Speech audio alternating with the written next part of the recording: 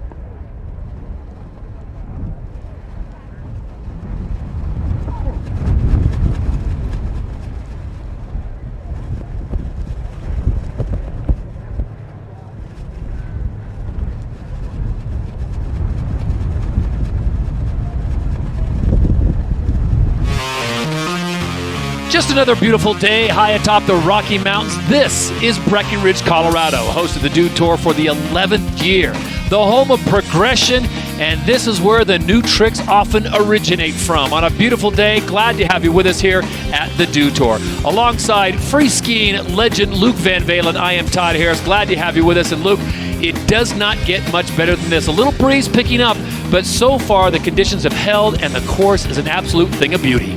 It truly is manicured to perfection. Look at that cheese wedge of a jump right there. Nothing wrong with it whatsoever. The corduroy on top of the gap.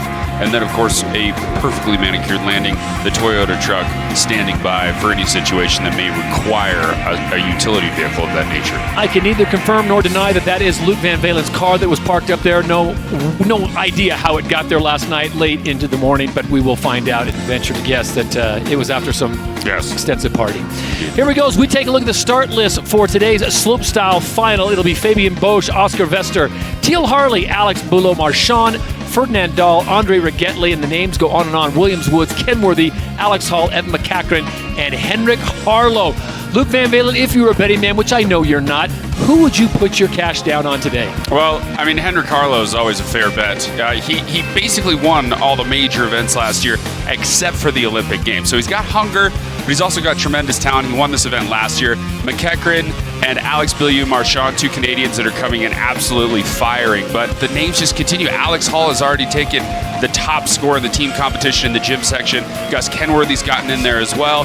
James Woods is extremely hungry this season. And Fabian Bosch took the top score in the team competition in the jumps. So we've got some guys who already have had the competitive action take place, and they've already performed so well. So, I mean, this is just madness. I can't wait to see this. A little bit different of a slopestyle format than you've seen in the past or that you saw at the Olympics. What we have done, or what the folks here at the Dew Tour have done, is separated it into really 2 different acts. The first act will be the jump act, and we're talking about some big kickers. 55, 60, and 65 feet on the first 3. So you will focus entirely, Luke, on that, and then we will make the change over to the rail section. Totally. And the splitting up jumps and jibs is a really cool idea. One of the reasons is these athletes, they don't have to worry about speed ever. They know the speed for the jumps. They don't have to stop and hit a rail in between. They focus on jumps, getting huge air, throwing down their biggest tricks in a row, and then they move over to the jib section and get extraordinarily technical. It's a very cool approach, and I think that the athletes are really loving it.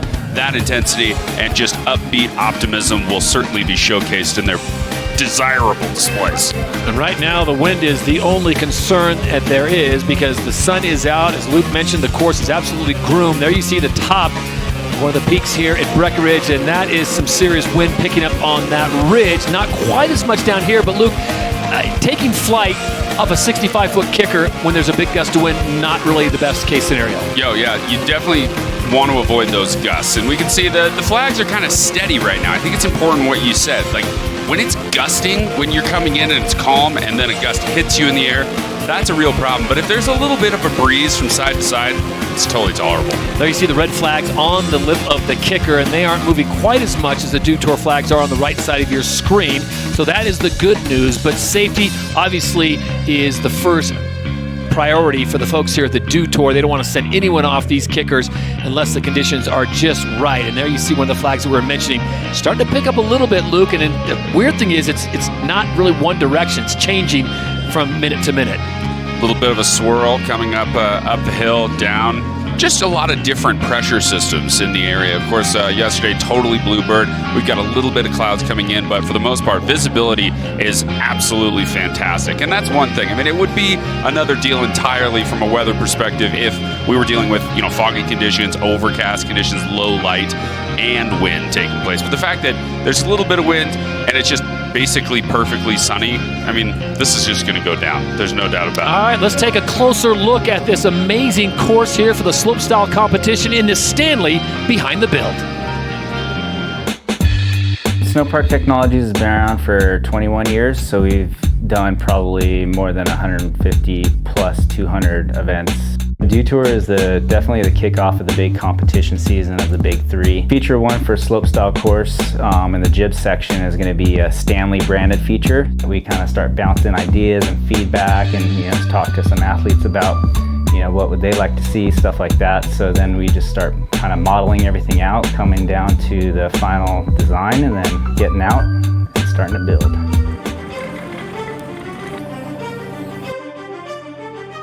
Building the features is not an easy task.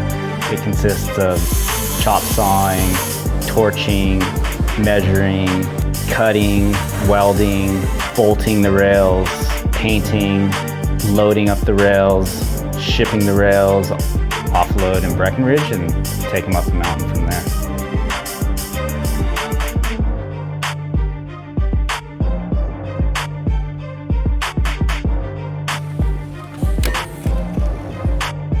You never know as far as like the creativity of the riders. Every year we're really surprised.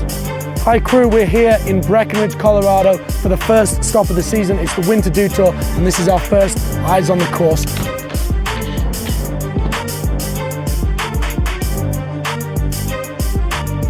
Well, I couldn't be more grateful to SPT. This course is incredibly innovative, and it looks like an incredible way to get this season started.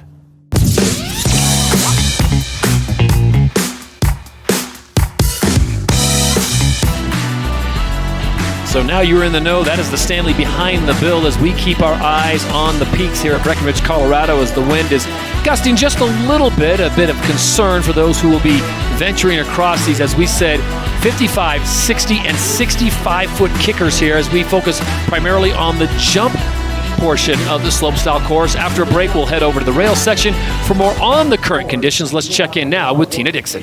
Yeah, thanks, Todd. And right now I'm standing at the bottom of those 3 jumps. The final jump is actually right behind me. Now, in terms of conditions, the good news is the visibility is perfect. Clear blue skies. You guys talked about the wind. We will have to keep our eyes on that. It is slightly breezy out here. I just spoke to the ski sport organizer and he said, hey, we're good to go. Everyone's ready on top, and the speeds and the size of those jumps and the shape of those jumps will allow for those bigger tricks, so it is going to be very important to keep our eyes on the wind, and especially those flags on the sides of those jumps. So we'll just keep you posted on that, Todd. All right, thank you very much, Tina. More from you as the competition progresses. Luke, we are just about set to go. Again, it is 12 athletes who have made the final here. They will each get 3 runs on these 3 amigos, the 3 big jumps, and they will be scored on their best run. This is the men's ski slopestyle final from the Winter Dew Tour. Glad to have you with us. Luke Van Valen, Todd Harris, Tina Dixon, and it'll be Fabian Bosch, the first skier out of Switzerland. They'll have the honors of dropping in first. Now, as we said before, you'll have 3 jumps. You'll get 3 cracks at these, and then they'll take a short recess, Luke, and then it'll be onto the rail sections. Combine your 2 best scores from both those areas, and we'll have a champion.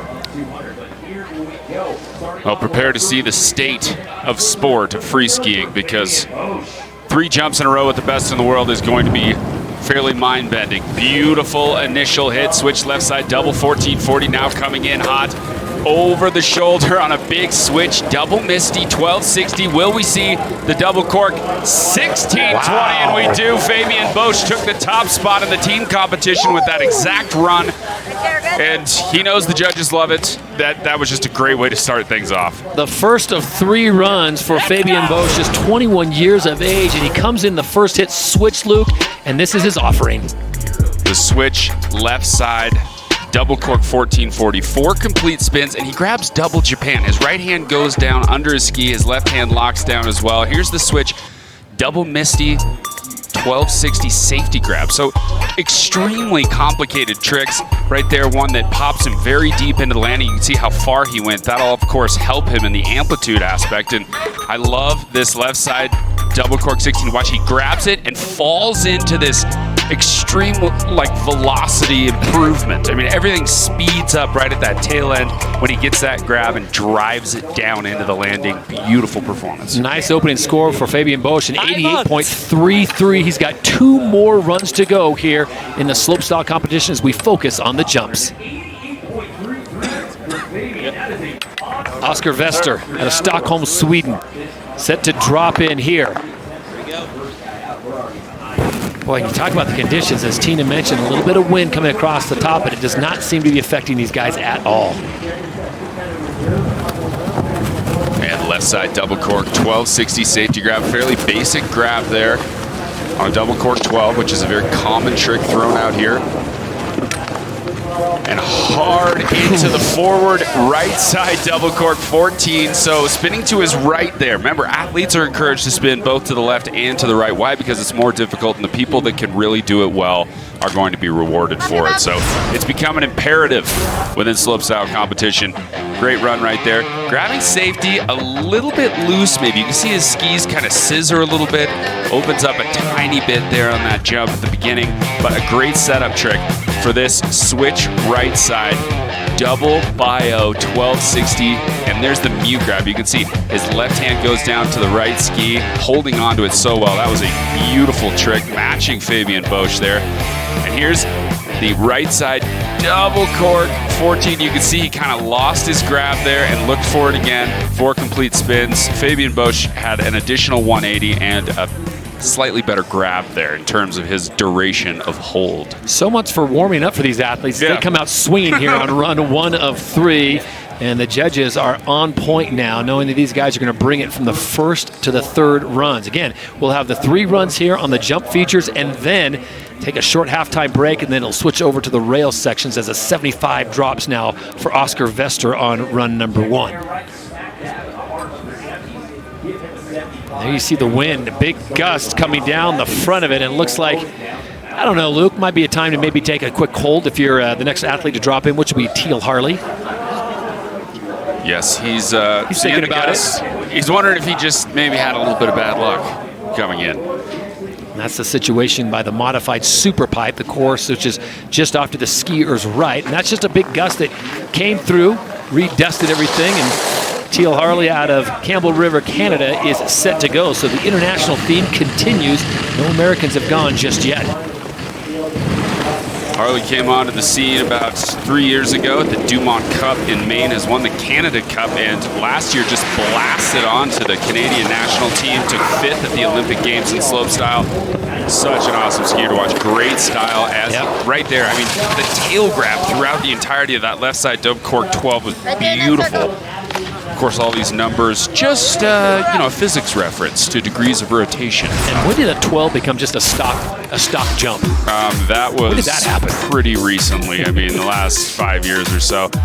So not quite locking in the grab with total perfection, which is really what the judges are looking for there. But a right side double cork 12, very well executed, and down toward the bottom. That was an exceptionally well grabbed left side version of that same trick. Here's the switch, double cork 12, bones out the mute grab right there toward the tail end. A good run for him, 3 different 1260s. 1 starting backwards, landing forwards, 1 to the left and 1 to the right. That trick was just gorgeous. His execution, the way he grabbed his ski, everything about that was flawless. As far as the 1260 goes, I mean, that's what the judges want to see. There is some change maybe left on the table when compared to the 2 athletes we've seen who have done 1440s and 1620s in terms of difficulty. And a score for Teal Harley of Canada is 80.67 on run number 1.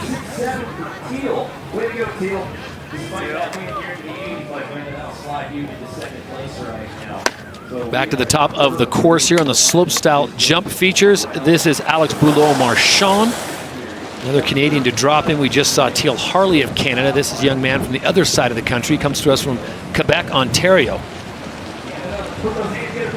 6 countries represented out here, and I spoke to ABM's agent, Michael Sveddington. He said that Alex is coming in with tremendous excitement and heat, almost an animalistic type of fury. Switch left side dub, Misty, and huge double bio 12. That was such a hot item, unbelievable. You gotta love when athletes come in and they bring a little bit of a dynamic approach. Like I said, we'll see a lot of double cork 1260s and things like that where the athlete kind of leans onto their heels as they're coming off the jump and their head is kind of positioned behind their body in the axis of rotation.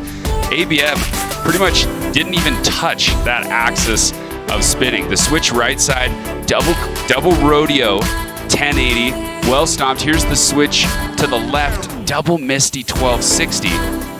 Puts that down, can clean up that landing just by going a little bit bigger. His rotation and execution on the trick in the air was fantastic. And then rolling this big double bio, well mute grab 1260 right to his feet. Beautifully done. I love the way he rolls it over the handlebars. That's going to send him further down the landing. Look at that grab, holding it so long, unfolding the trick, and blasting right into the snow. Just great. Score for ABM, and it's 78 for the Canadian, so he is slotted currently in 3rd place with 4 competitors already completing their first run. Keeping the international theme going as we have Ferdinand Dahl out of Oppegard, Norway, dropping in on his first offering of 3. The early season environment for many of the athletes these days is in Austria, a place called Stubai, and Ferdinand competed and podiumed in a World Cup earlier this season at that resort. Losing things and going absolutely gargantuan.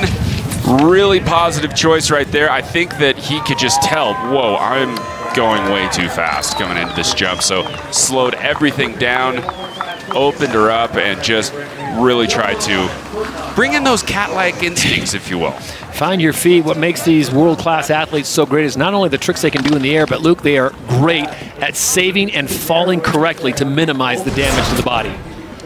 Absolutely. So looking at those flags, doesn't appear to be a tremendous amount of wind as Ferdinand comes around. Very well grabbed trick, but picks up a ton of speed, lands low, does not speed check. Here's once again that switch 14. Safety grab, beautifully done, spinning to the left, switch to switch, and then he just comes mocking in there. The wind has picked up a little bit, knows he's going way too big. You'd want to land right about there, but he just continues going down to the very bottom of that landing. Whew, that was huge. Almost carries it to Dylan, so he just reported to Artina Dixon that he's, going a little too fast. 23.67 for Norwegian Ferdinand Dahl. He'll look to run number 2 and 3. Next athlete to drop in from Switzerland, Andre Regetli. And this guy is amazing. If you want to see some incredible video parts, go online and see some of his backcountry stylings and some of the things he can do, not only in the backcountry, but in urban settings. He's truly a savage. I mean, when he first came out and he was, 15 or 16 years old, he'd show up at a competition and he was always so fun to watch. And now that he's really come into his own, I mean, he has seemingly no limits. The first athlete to throw a quadruple cork. So when you're talking about triples, that's kind of old hat to this cat. Oh, beautiful. Look at that. Just flawless perfection on the left side, double cork 16, right to his feet, perfectly done. That is such a big trick. It's won big air competitions around the globe, and to be able to incorporate that now into a slopestyle event, I mean, it's just fantastic. And to see him almost utilize a second-natured sort of feel. When he's in the air, it looks like he's most comfortable. Let's not forget, he's just 20 years of age. Yeah, that's not fair. Right side, double cork, 1260, gets the tail grab. Here he is on the switch, double Misty 16. That's insane. I don't know that I've ever seen that in my whole life. And then, of course, right there, one more look. He unwinds that. Switch double Misty 1620.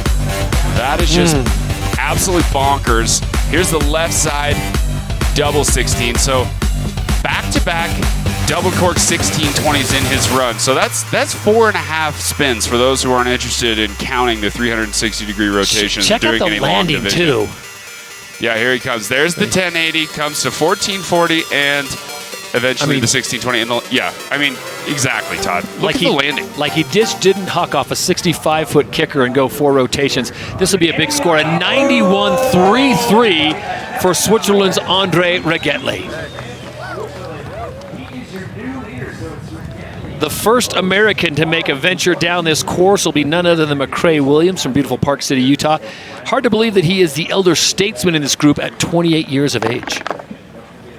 And his career has been so amazing. He's the defending world champion at the ripe age of 28 years old. And at that point, I had been retired from competition for 5 years, but he's still just rocking and putting up scores on the regular. Coming in backwards, switch double cork 1080, very clean, skimming it along to the right. Here's the switch, left side double 14, 4 complete spins, 2 flips, nice tail grab right there. McCrae's got one in the books. That'll score. So McCrae Williams out of Park City, Utah with a beautiful 3-jump performance here on run number 1. Beauty thing is the last hit, how he carves off that thing. Yeah.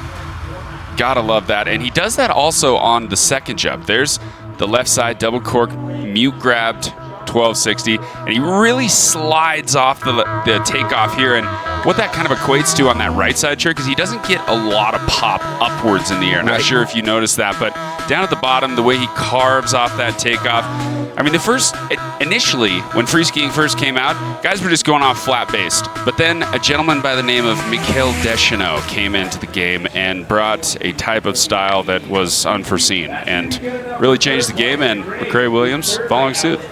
So an 83.33 for McCrae Williams on jump run number 1. Remember, we combine this score that you get here, your best score, and it'll be combined with your rail section score, and that's how we will find out who is the champion at the Dew Tour.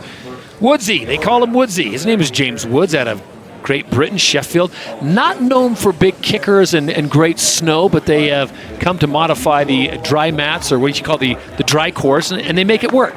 Absolutely, they really do. And I guess his home Sheffield dry slope training area actually burned down recently. So James Woods, probably throwing some ashes around the world to basically just let the world know that England's here to stay. It's one of those things that a good skier can literally come from anywhere, and James unfortunately going down right there, an unusual scenario. So Woodsy will step out of the bindings, go for a bit of a jaunt back up the hill to retrieve his one pole that came free. And he will look to runs 2 and 3. Great format, 3 runs, only keep your best score. Then there'll be a short intermission, and then it'll be off to the rail section. So, Luke, you don't have to slay both. You just have to be consistently probably in the top 3 of either one to give yourself a shot, obviously, at the podium. Totally. You got to put up scores in both. And sucking the knees up right there, he went a little deep. I mean, that was truly very, very large. Watch his axis of rotation. He's going to look at his landing right there and then try to slow things down a little bit. So he kind of just sucks it up, holds onto it, and that right arm going out. He knows he just landed off axis, but in some circumstances, it's not hard to imagine that James Woods would have sucked up that landing and just kept going with his run. But the fact that he went down to the last line really indicates that he had a little too much speed coming into that baby Todd. So Woodsy will look to runs 2 and 3. This will be a throwaway score for him at 15.67 for the pride of Great Britain.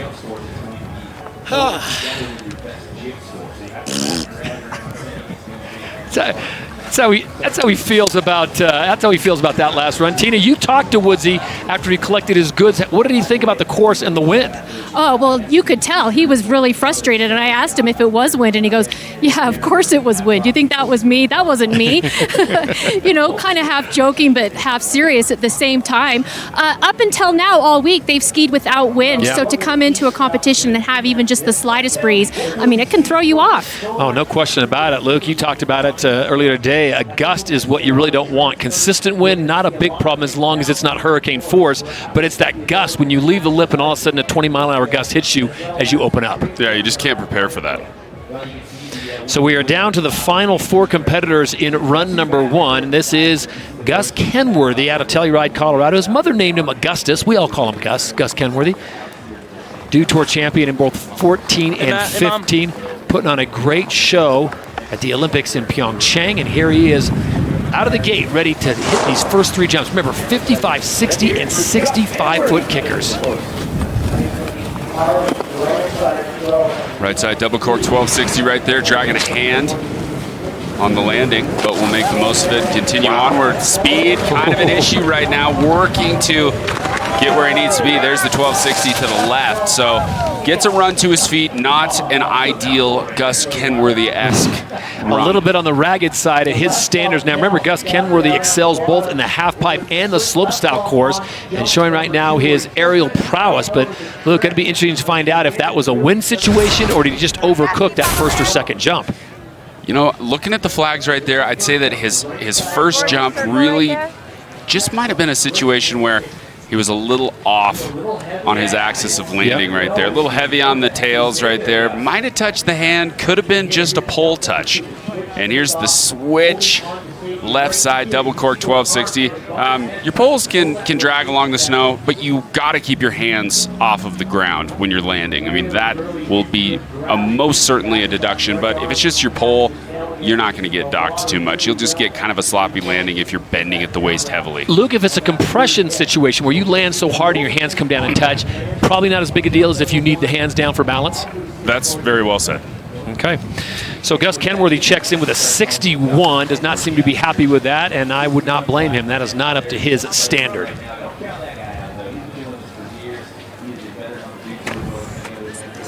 Final three competitors to take run number one as we take a look at the current standings. Andre Rigetli leads it all with a 91.33. Bosch in second, so the Swiss came out swinging. Top two place and the best placed American right now, currently holding down third. That's McCrae Williams out of Park City and an 83.3. This is Alex Hall, also out of the aforementioned Park City, Utah. Just 20 years of age, a youngster. Left side, double cork 1260. Really tough grab incorporation right there into the switch. Double cork 14 gets that around. Now looking over the right shoulder into this final jump, whipping hard. Does he have the switch right side? Hey. Lead mute 12. The answer to that is affirmative. Puts that down, nicely done. Rigetli's up in that top spot, but man, Alex Hall flirting with it. And remember, Alex Hall won the rail course, the jib section of this slopestyle competition overall in the team event. So correct. I mean, if he can get a good score here, he'll be in that situation, just like you said. Far tail, just really, really tough to reach back and grab that leading far tail. Hope I'm saying that right. Unbelievable. Really tough grab to incorporate. And then hanging it out to dry once again and on that big 14. And are you kidding me? Seatbelt Japan. That's what? Triple combo? How does he do that? I mean, he's a really tall guy. He's got long arms, but he also has very long legs. To be able to bring his leg up, reach across his body with his right arm all the way down and grab the bottom of his right foot around his waist. Oh my. Alex Hall going into first with a 94. Oh my gracious, the grab incorporations, he set himself apart, he had big rotations, everything about that was huge, and that's gonna whisper some fear into the ears of those who are really ambitious about taking the top spot here, because we already know his rail game is very strong. Yeah, he's put himself in a very good position. 3 runs, only keep your best. As we move back to the top of the course, the final 2 competitors, it'll be Evan McCachran and then Henrik Harlow out of Sweden will wrap things up. McCachran, another one of those Canadians, super hungry. Has a very, very difficult run here. Left side, double cork 1260, mute pan. And really whipping off the lip on that switch right. Double cork 14. Look for another switch dub 14. Boom, this time with a lead tail grab, locking that down. And the judge's response to the progressive nature of Alex Hall's grabs, and then of course the back-to-back 1620s that we saw from Rigetli. Yep. I mean, they're really answering like, show me something new, it would appear. That's the indication that I'm getting from the judges. And while Evan McCachran's run was absolutely mind-blowing, back-to-back switch dub 14s with the big grab that nobody's doing up top, the mute pan right here. Watch, he grabs mute with his right hand, and then, whoa, way back behind. That might not even be a mute pan. That might be something of Evan McCachran's own creation. Left side double cork 1260, throws the brakes on just for a moment, manages his speed really well. Looks like he had one of those runs that's seemingly unaffected by the wind. Look at the flags, just a bread and butter setup right there. And there he gets the switch, right side, double cork 14. Unbelievable. And watch the lead tail here. Gets the arm, his right arm up, just to kind of showcase to the judges the comfort that is existing within his rotation. Reaches back almost on the very tip of the tail. He just short of the very tip. Judges love to see that thing blunted or capped with the hand right on the very top of the ski there. Very well done, though. I mean, no question that he had that grab throughout the entirety of his rotation. Big run. Strong performance by Evan McCachran out of Canada. And look at this, he joins the 90 club. 92.67 for Evan McCachran out of Canada. So he sits in second. Current leader Alex Hall, and this is the final man to drop. It'll be Henrik Harlow. But look at the 90 club. 3 guys already there with Alex Hall leading the way with that 94. Andre Rigetli, we thought he threw the hammer down with 91.3. Not to be. He is in third. So you've got a 2-time back-to-back Dew Tour champion in 16 and 17 in Henrik Harlow. The man just skis with joy. That's the best way I can describe this guy on the hill. And he has been doing it for so long. Beautiful double flat spin. 12 right there. Really tough trick and a different axis than we're seeing from a lot of the other athletes. Looking really solid. Oh, switched up flat. Huge, super hung out grab right there. That's how he wins. I mean, he just makes everything look so easy and so flawless, and it always has just a tight, concise, but very stylish look. Everything about his execution is that way. Henrik Harlow, not the biggest guy in the world, although he does look like he shops at the big and tall stores. He absolutely brings it when he hits the kicker. Absolutely. And just a beautiful left side double flat spin, 1260 safety. And I love this grab right here. Does he reach back with the right hand? Nope. Just tees it up. It's almost like half an octo grab going down right there. Now coming down switch. Beautiful switch right dub. And here's another look at it. Now that's a 1080. Switch right, double cork 1080. Evan McEachran and the rest of the athletes who are taking over that top spot, spinning a little bit more than that. But a beautiful switch dub 10 in the other direction. He can definitely crank things up. Last year we saw a switch triple flat spin. That could go down once again. We know the man has it. Henrik Harlow's score dropping is a 71.67, so he will look to runs 2 and 3 to try to improve that. Remember, this is only half of your score in the slopestyle. The second half comes from the rail section, and still a smile on the face of Henrik Harlow of Sweden. So one run is complete on the jump focus of the slopestyle competition here for the men, as the blue skies are out, as they have been for the last 2 or 3 days. As we show you who is where and what they did, it is Alex Hall by virtue of a 94 on run number 1, followed by Evan McEachran, Andre Rigetli, Fabian Bosch, and McCrae Williams, your top 5. We've still got 2 more runs on the jump section. Will Henrik Harlow and Gus Kenworthy be able to work their way up the top? We'll have to wait and find out. We'll be back to Breckenridge after this short break. You're watching the Dew Tour, built by Mountain Dew.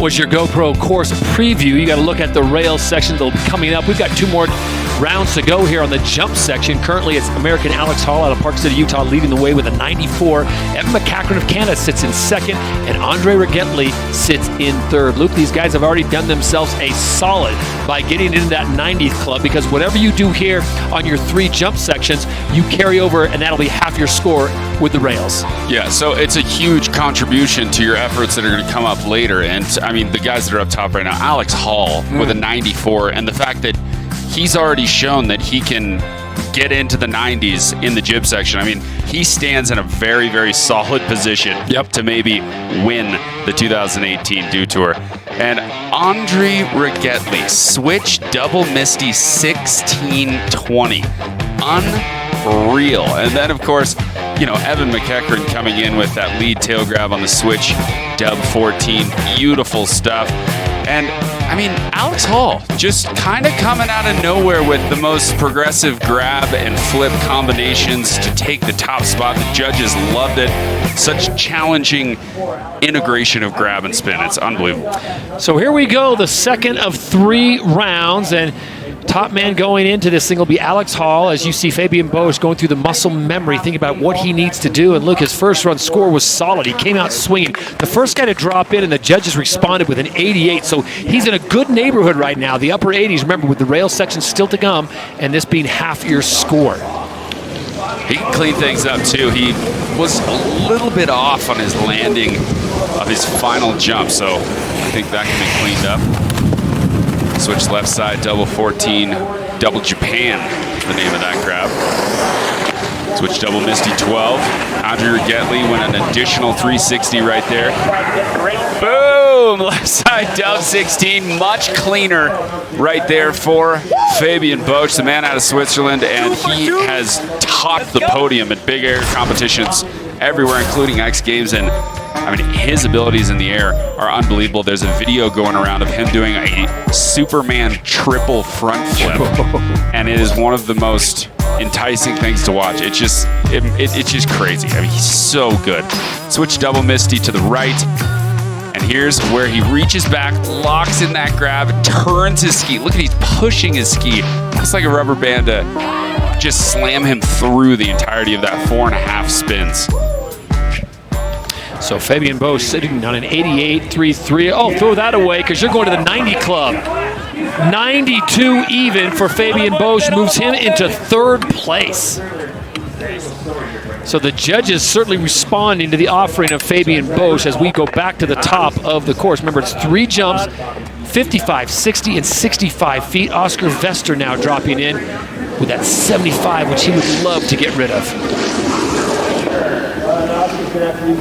They could definitely do better than what we saw in run number 1. A little bit of a botched landing right there.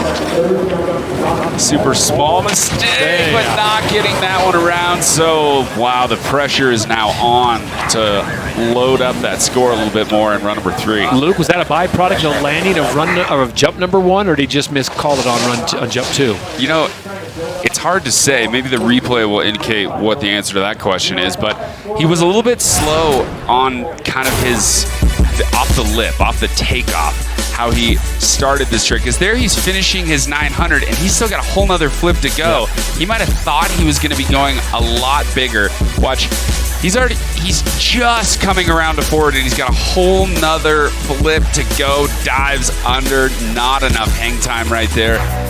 Must have thought he was going a little bit bigger than he did, or was just a little too calm on the trick initiation, which always takes place on the lip of the jump.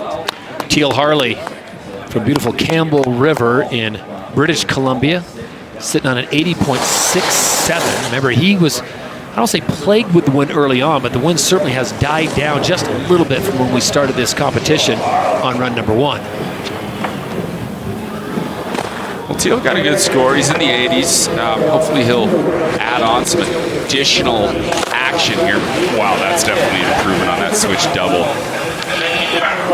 And getting around the 12 right there, just barely at the tail end, throwing that down, and a great grab throughout. Maybe having to let go a tiny bit early, went big, but I think at least on his first 2 airs, he's still just doing 3 1260s. Right. So there's other guys that are beyond the difficulty in the rotation world, but his execution is really what he's focusing on, trying to stay very stylish. Watch this mute, the way he hangs that out, kind of Mac forehand style, beautifully executed. Switch dub cork 12.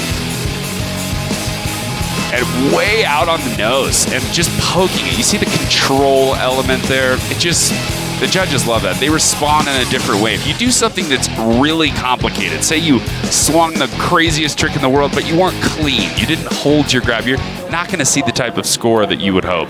85 even for Teal Harley, so he does improve on run number 1, has him currently sitting in 5th place.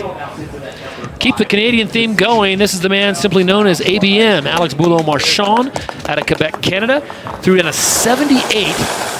So the Olympic bronze medalist from the 2018 Games is now on course, and he's going to come into this one, Luke, switch or backwards.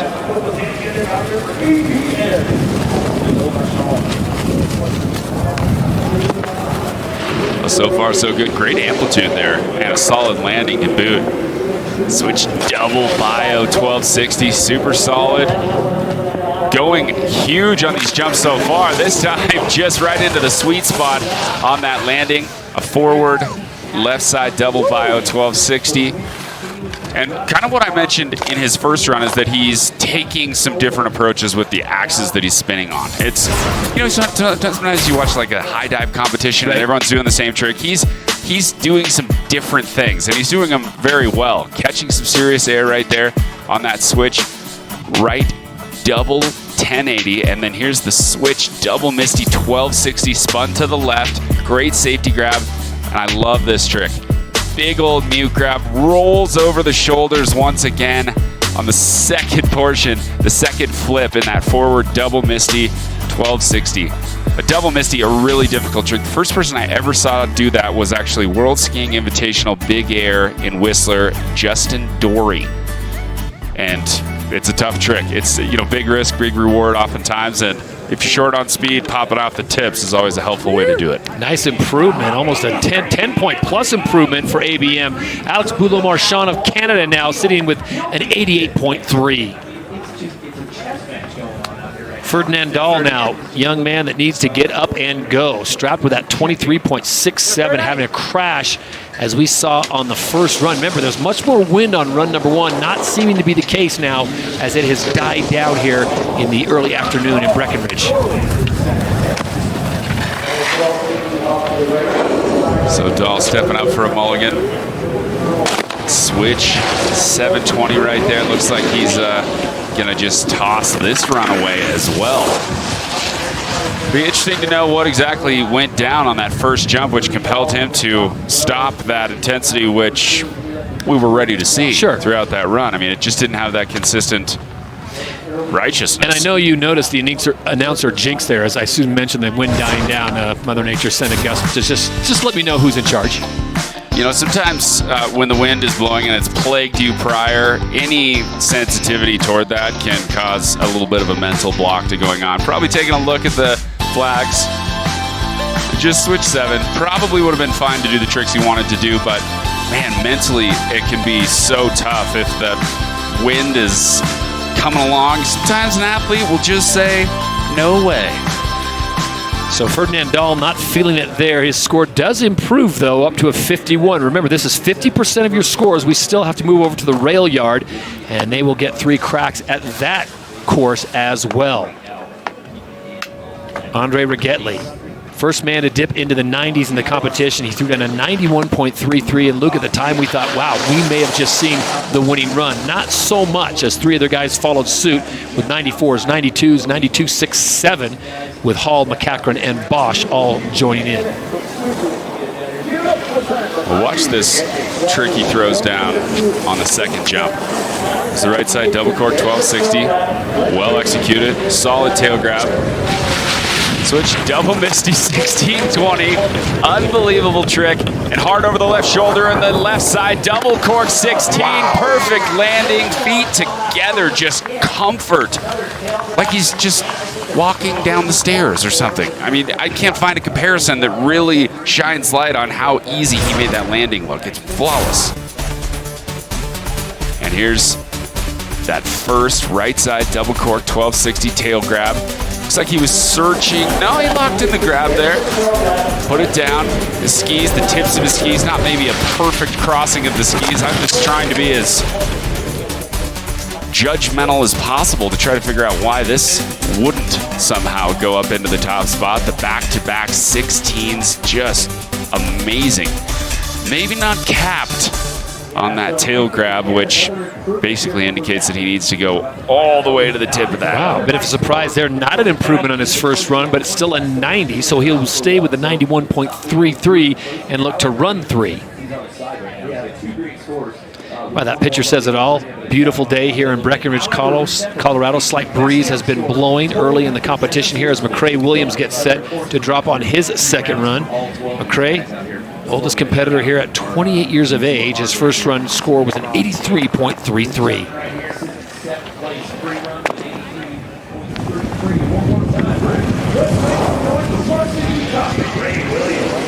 Current world champion coming in now, hard over the left shoulder. Double cork 12 safety, very clean. McCrae, the most experienced competitor in the field. Oh my! Definitely had a tailwind there. Oh, wow. Bit of a push.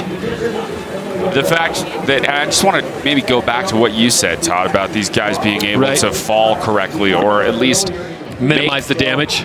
Yeah, minimize the damage, make just tiny adjustments at the last second when they feel that wind. It's like a mental and muscle memory thing. They can seemingly anticipate the velocity, or at least experience the velocity in a split-second time frame that's going to influence the way that they throw their trick off of the takeoff in such a way that they don't completely blow up at the bottom and land on their feet, even though they're going a lot farther than they want to. The flag's up at the top, definitely ripping.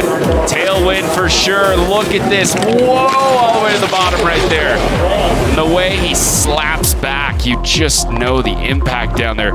And he just slows down so much. He's going to carry his head around, going to peek at that landing.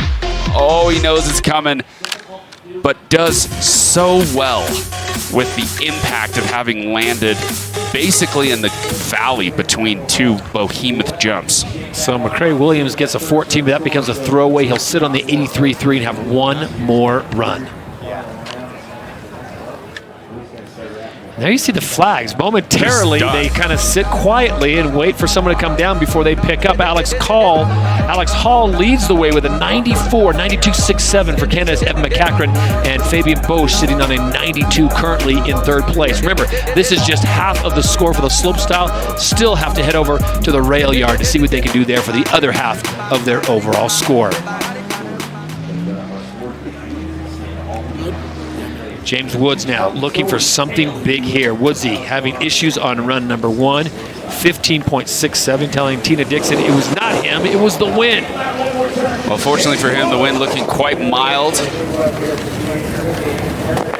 Lovely switch left side, double cork 1260. That is not his natural direction of spinning. Huge right side, double cork 1620. Now looking over the right shoulder, switch, dub 10 octo, his bread and butter trick. And I think he did exactly what any legendary competitor would be want to do, and that's to put down a run that's going to give him a score he can build upon in the rail section. Very important. So 50% of his score coming from this area, and Woodsy with a great second run here, much better than his first.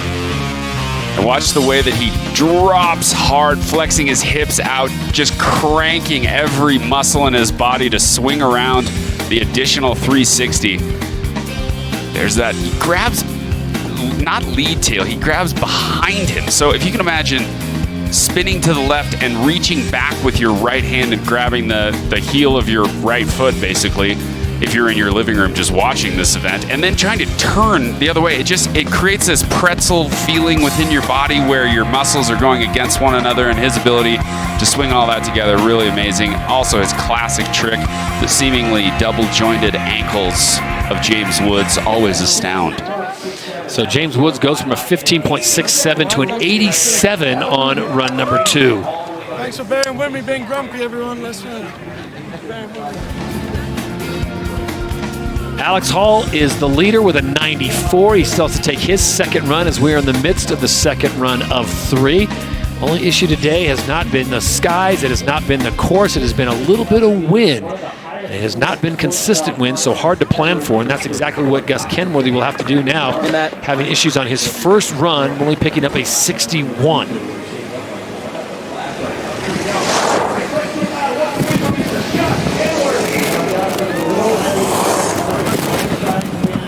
Oh, nice improvement right there on that first right side double cork 1260. Great looking grab. Here's the switch left. Love the way he just hangs that out to dry at the tail end.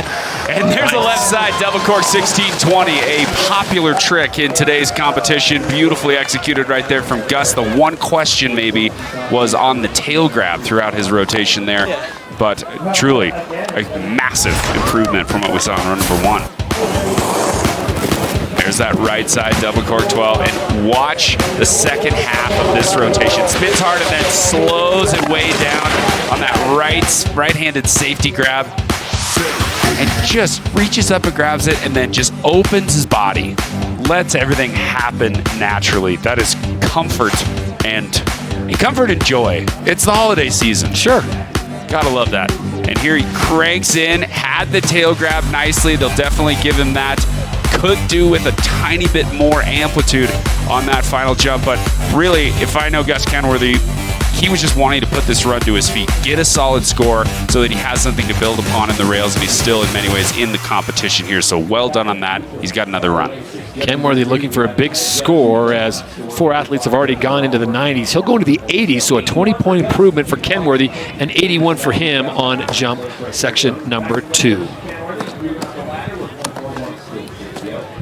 3 more competitors to take their second run here of 3 on a beautiful day in Breckenridge, Colorado. Will be Alex Hall, Evan McEachran, and Henrik Harlow, the last 3 to drop in. Alex Hall has the honor of being the top-placed athlete so far here in the first half of Slopestyle. Remember, the rail's still to come, but he is sitting beautifully on a 94 and rocking the bamboo poles. Just getting after it and really benefiting from his ability to contort his body into a variety of sensational positions and throw down extraordinary grabs. But going 1440 on that first jump, and a couple cork 3s, always an indication that something went wrong there. Maybe he wanted a little bit less or a little bit more. So it goes like this. Anytime an athlete's in a slopestyle competition, they want to tee up, say, their second jump to hit it backwards. They have to land their first jump backwards. So something might have gone not necessarily according to plan, and he just swung around the 1440. Could have continued, but it would appear that that was not necessarily part of the plan. And what a far tail grab on the left side double cork 1440.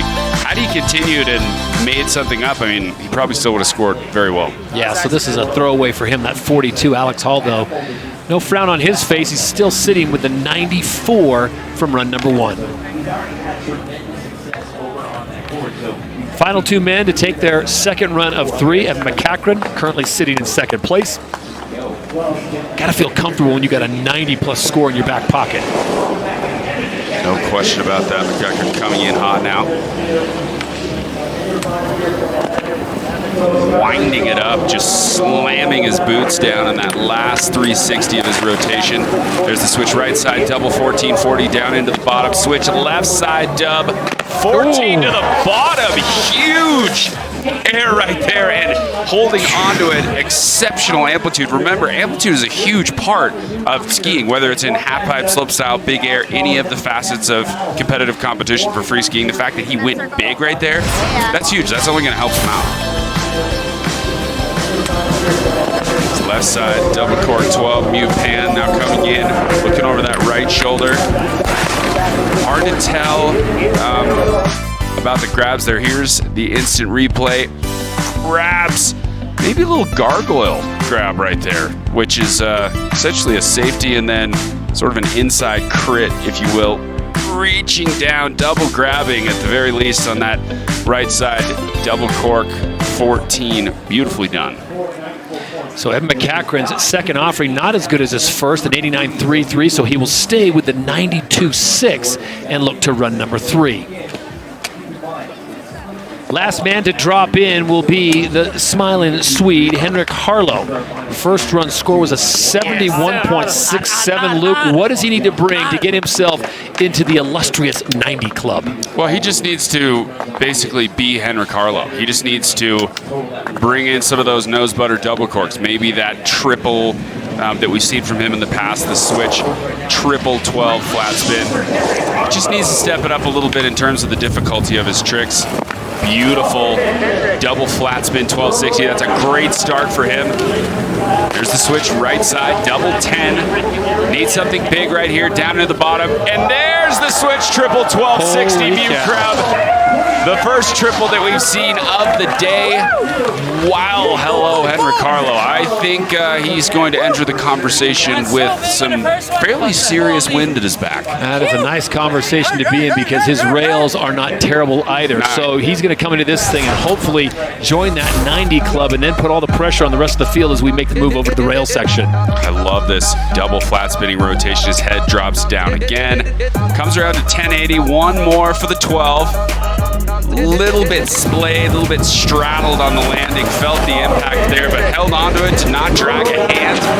Coming into the switch, right side, double cork, 1080. So this is one area where a lot of the guys are throwing down bigger spins in their double corked rotations. Harlow goes for the switch right side, dub 10, but then really blasts it to the moon with this switch triple 1260 mute grab. That's a huge trick. There's the first one.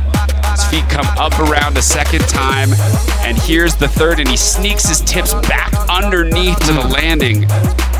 He's like the only guy that's doing that trick, and he does it so well. So just short of the 90 club, an 89.67 for Henrik Harlow with one run to go.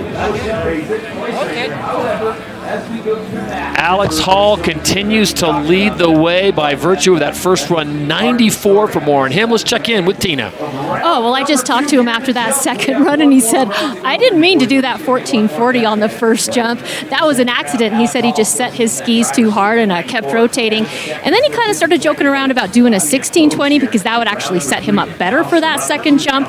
But he thinks that first jump's not going to be big enough for the 1620, so we'll probably go back to what he was originally doing. But either way, Alex Hall, guys, just looking so on point. No question about it. And when you have that opportunity, Luke, to throw in a 60, when that's at your disposal, that's a pretty good place to be. Yeah, not a bad environment to find yourself in. And, I mean, hats off, just standing ovation to that second jump where he throws in the seatbelt Japan and a switch dub. It's insane. 2 runs down, 1 to go. American Alex Hall is the leader with a 94. McEachran with a 92.6, and Fabian Bowe sitting in third with a 92 even. We'll have those third and final run when we return to the men's ski slopestyle final here from beautiful Breckenridge, Colorado.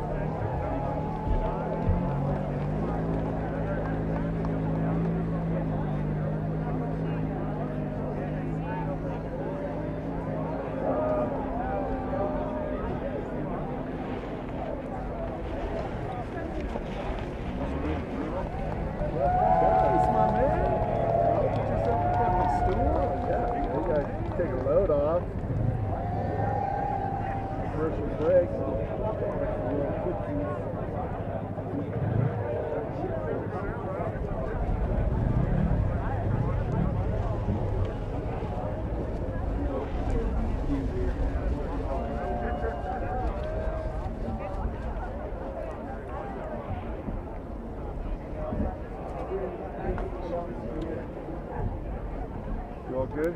Yeah.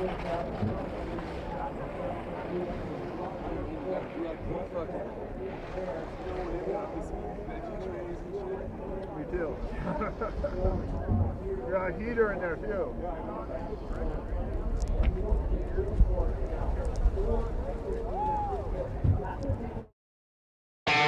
Back in beautiful Breckenridge, Colorado, this is the Dew Tour version 2018. Todd Harris, Luke Van Valentina Dixon, and we are down to the third and final runs in the men's slopestyle competition as we focus our attention on the jumps. Right now, American Alex Hall leads the way with a 94. Evan McEachran sits in second, 92.67. Fabian Bosch in third. But let's not forget, folks, this is only half the show.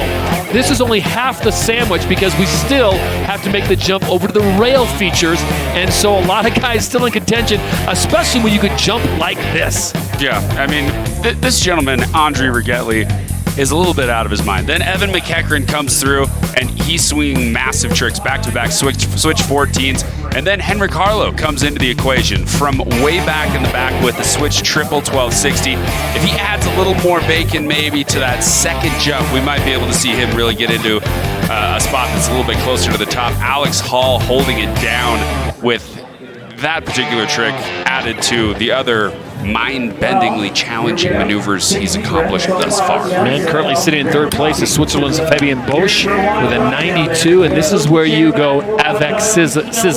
You bring the sizzle to this third and final run, because after this, whatever score you have, your best score, that it will be 50% of your overall. The Bosch man going real big right there on that first one. Additional amplitude points, switch right side, double misty 1260, and down into the bottom. Once again, whipping hard, and a great landing there. Just stomping. Definitely better than his first run landing. Is it better than the 92 that he's sitting on right now?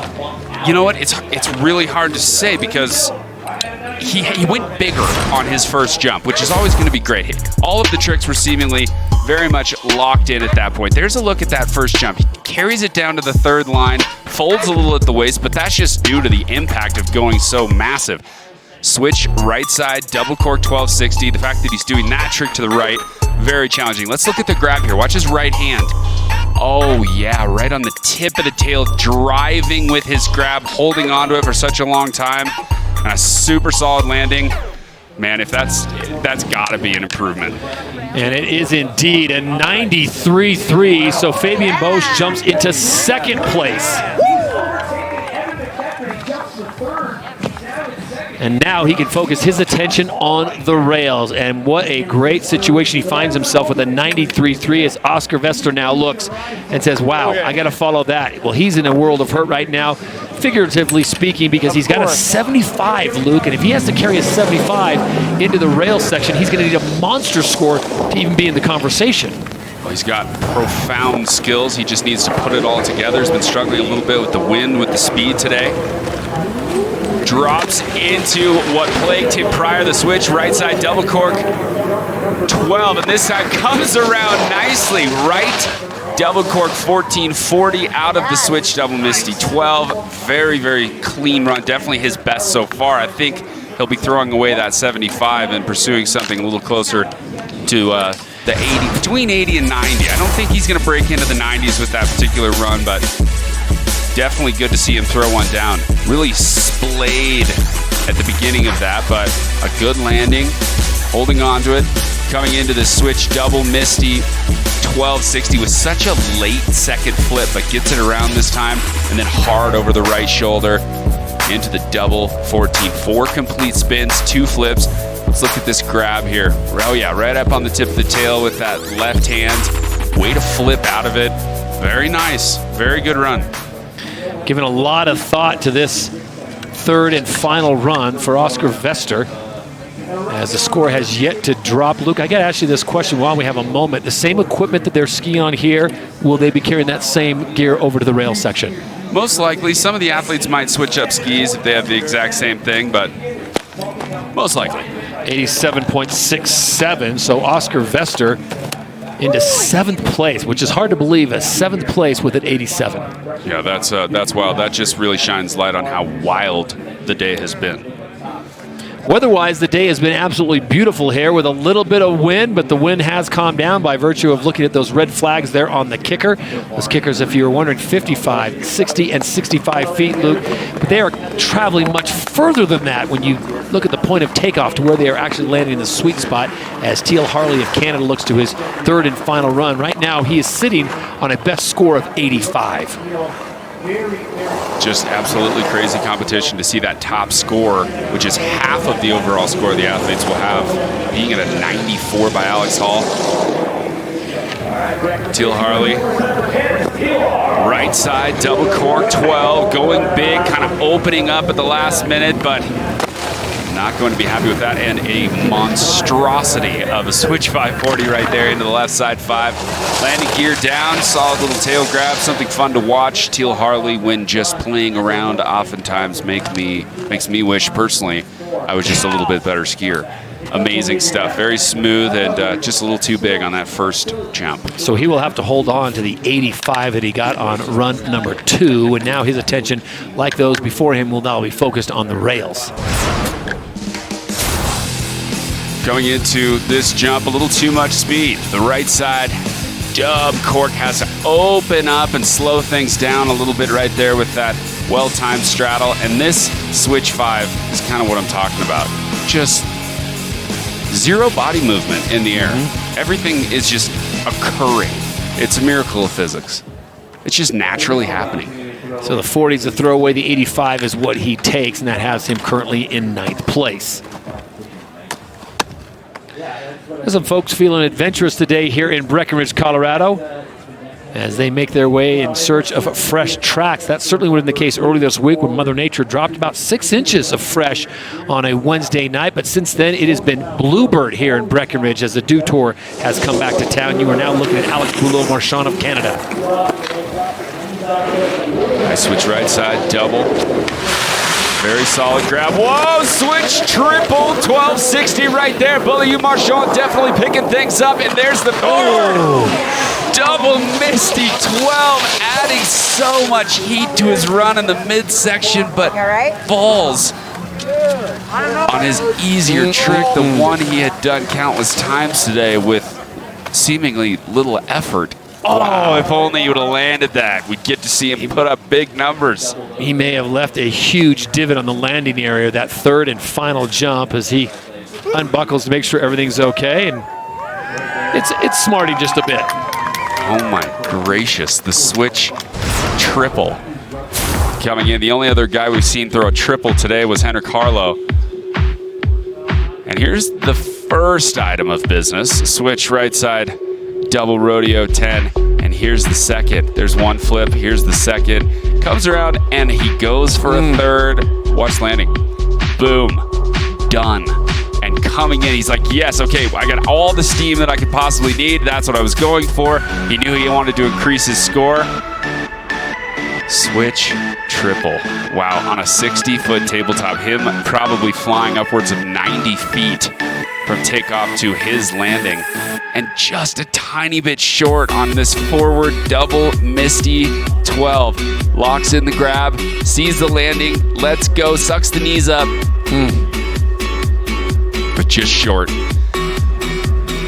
Went about, I would say, yeah, beyond 90 feet on that first jump, but this last jump, right at like that 65-foot mark, he almost catches what we call the knuckle, which is just the end of that flat portion. Oh no, he carried about 5 feet more beyond that, but just not enough, not a fast enough rotation with the speed that he had. So an 88.33 for ABM, Alex Boulot-Marchand of Canada. Now he is focused squarely on the rail section. Ferdinand Dahl thinking about what he needs to do. He needs a big score. The score to beat is at 94. American Alex Hall laid that down on run number 1. And Dahl has kind of had a tumultuous day. Got a little bit of a struggle so far with speed and the like. Hopefully he can put one together here. Oh man. Trouble Bose. Not his day in the jumps. And slid into the landing. That kind of an indication of how spectacular the park builders are out here at Breckenridge. When you hit this, what we call the sweet spot of the landing, there's almost not even a sound. You don't even, the trajectory matches up with the angle of the landing perfectly. Andre Rigetli has certainly been consistent. As we take a look at the current standings, Alex Hall leading still with that 94 that came in round number 1. Fabian Bosch, Evan McEachran, all in the 90 club, as is this man, Andre Rigetli. And Luke, I thought he was underscored a bit on run number 2. They only gave him a 90.33, his best score so far, coming in run number 1 with a 91.33. Some of the deductions might have been, on this first jump. This grab was a little bit loose. You're talking about scores in the 90s. It's really got to be a tight overall impression. Oh, that trick, I just can't get enough. The switch double, Misty 1620. He just stomps it on the reg. Beautiful left side dub 16 as well down at the bottom. So one big right side trick up top, and then the 2 left side 1620s. One backwards, one forwards. Good grabs locked in throughout. Here's that first one. Let's look at the grab here. Reaches back for the tail. You can see kind of his toe pieces, the way he crosses his skis. He's just crossing the tips of his skis as opposed to really locking in a massive cross. And sometimes that can look a little bit loose to the judges, but this right here, holding that safety grab until he nearly lands on his fingers, has to get that hand out of the way. Switch, double, Misty 16. Unstoppable. Hard over the left shoulder for the second 1624 and a half spins. Let's take a look at that right hand as it reaches back. Not an ideal grab right there, and I hate to even say that because of the complexity of the rotations at hand, but those grabs, they've got to be locked in. Judges want to see it on the tip of the tail. The most consistent skier possibly throughout the day. An improvement for Rigetli as he goes to a 92. I don't know if he's thrilled with that, but he's had a 91, a 90, and now a 92, as Rigetli will certainly be in the conversation as we get to the jib section, which is coming up shortly. But it's still Alex Hall, Luke, with a 94. But look at all those guys in the 90s. This is, remember, that 50% of their overall score. So if you carry anything in the 90s, you are definitely in running not only for the podium, but for the win. No question about it. I mean, Alex Hall has poised himself perfectly moving into the rail section, especially after having won with the highest score in the rails during the team event. I mean, this guy, he could be our Dew Tour champion. This is going to be unbelievable. Speaking of champions, world champion McCrae Williams out of Park City, Utah, now dropping in. McCrae having issues on jump number 2, but his first one was solid. He needs something big, though. He needs to be in that 80-90 club, because right now he's sitting on an 83.3. Hasn't had a chance to hit that jump again since he went too big. It goes massive again. Oh no. McCrae lays it out. And that seemed doomed as soon as he got done with that second jump. It just seemed like the landing wasn't right, or the speed just wasn't to his liking. Well, he kind of skimmed it. He sort of rolls off his edges off that second kicker and just went gigantic. So deep, pulled everything together, but lost a lot of speed coming into the final jump. Look at that tail grab, though. You can just sit back and enjoy the grace of McCrae Williams. He's always locking in the best grabs. He's such a solid skier, so fun to watch. Current world champion, just a delight. Unfortunately, the last 2 runs for him today didn't go his way. Down to the final 5 competitors here in the jump portion of the slopestyle competition here in Breckenridge, Colorado. This is James Woods. He's currently in 8th place with an 87, but that can all go away. Remember, it's 3 runs, only the best score counts.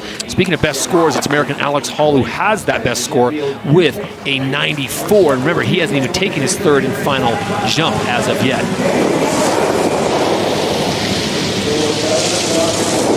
Woods coming in backwards, hard over the shoulder. Switch double cork 1260, locks it in.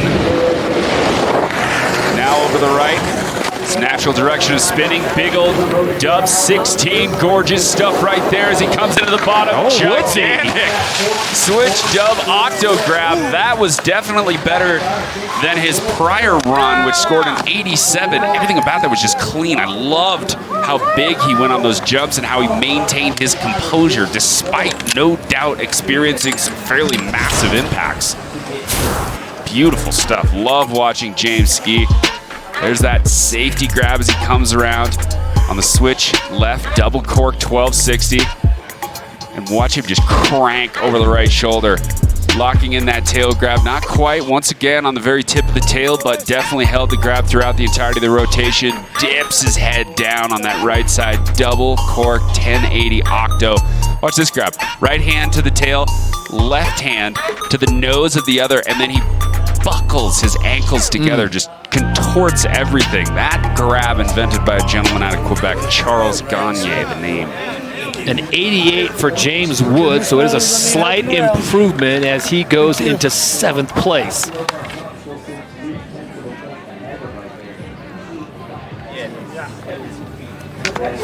Gus Kenworthy out of Telluride, Colorado, set to drop in on his 3rd and final offering here.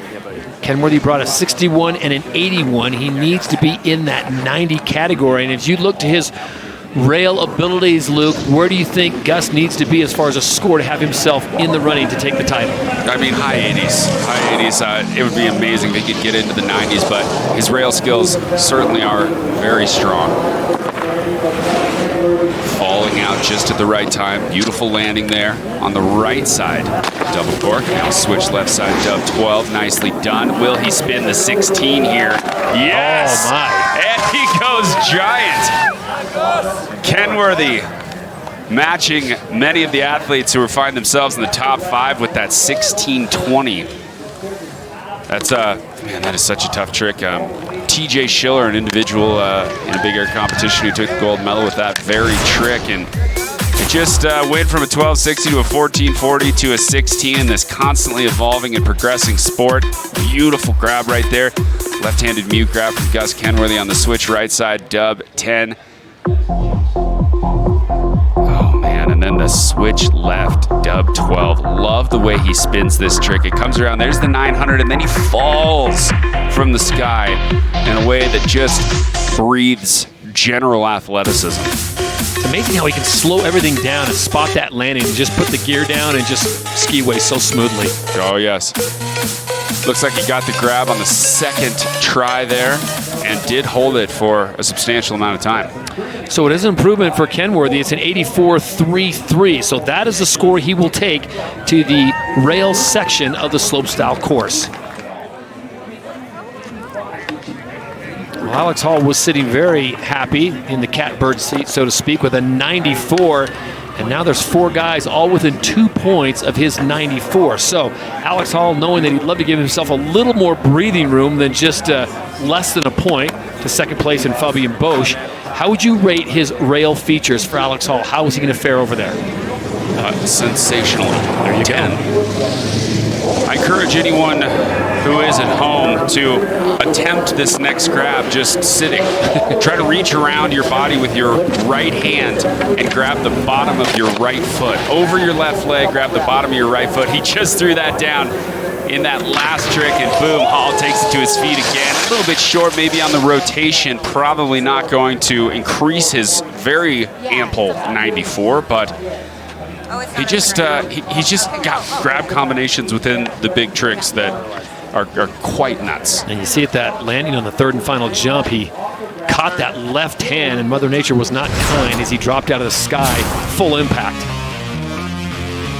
He goes for the far lead tail right there on the left side, double cork 1260, beautiful landing. And here's where he goes. Watch this right hand. Reaches around his body and grabs the bottom of his right foot. I mean, he's so contorted in the air. I just tried to do that sitting. It's seriously hard. I mean, it's like a yoga position that he just decidedly reaches around and grabs it. That's his right hand to right foot. Who does that? Nobody does that. That's just not something that you see. It's new. It's a seatbelt Japan grab, and it's extraordinarily challenging. Not to mention the fact that he's doing it in the midst of a switch double. So he will hold on to run number 1, 94, current leader in the jump portion of the slopestyle competition. Final 2 competitors set to drop in. It'll be first Evan McCachran, and then Henrik Harlow will wrap things up here on the jump features. Remember, these jumps, 55, 60, and 65 feet, with these athletes carrying easily 90 feet in distance. McCachran's been so consistent throughout the day. Oh, hung out right there. Pardon me if I jinxed him, but took it real deep. Fortunately, he's got a solid score right now. And I mean, I feel like, Todd, at this point, if you're up there in the 90s and we've got 4 athletes that are, you're sitting in a beautiful position. We could see a huge shake-up in the rail section because rails are so challenging, so difficult, and there's a lot of them. There's 4 different sections where the athletes have to really get complex, very technical, and doing that routinely is a pretty tough deal. Here's that switch, right side, double 14. Get a little bit of cat out the window there at the end as he falls to the ground below. And skims off, just rolls off his edges. Switch, right side, double 1440 gargoyle, and bam, to the depths.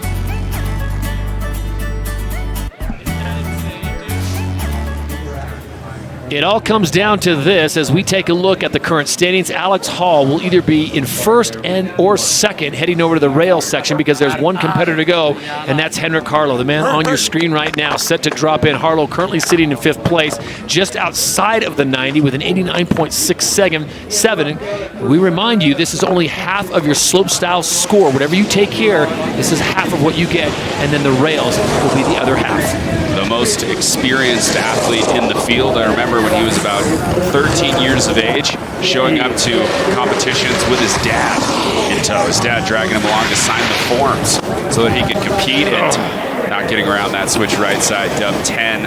So Luke, was that a case of not enough speed or just biting off a little more than you can chew? I think you're absolutely right. I think it's very safe to say that there was a speed issue coming in right there. And you know, it's a balance basically when an athlete takes off a jump between how quickly they're going to initiate their trick, how fast they're going to spin and flip in order to get back to their feet, and the amount of speed that they have. You have to make that judgment right at the tail end.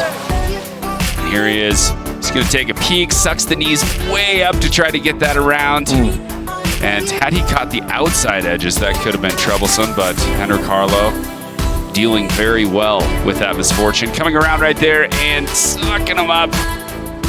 Just the inside tail of that right ski catching a little bit, but he looks to be totally fine.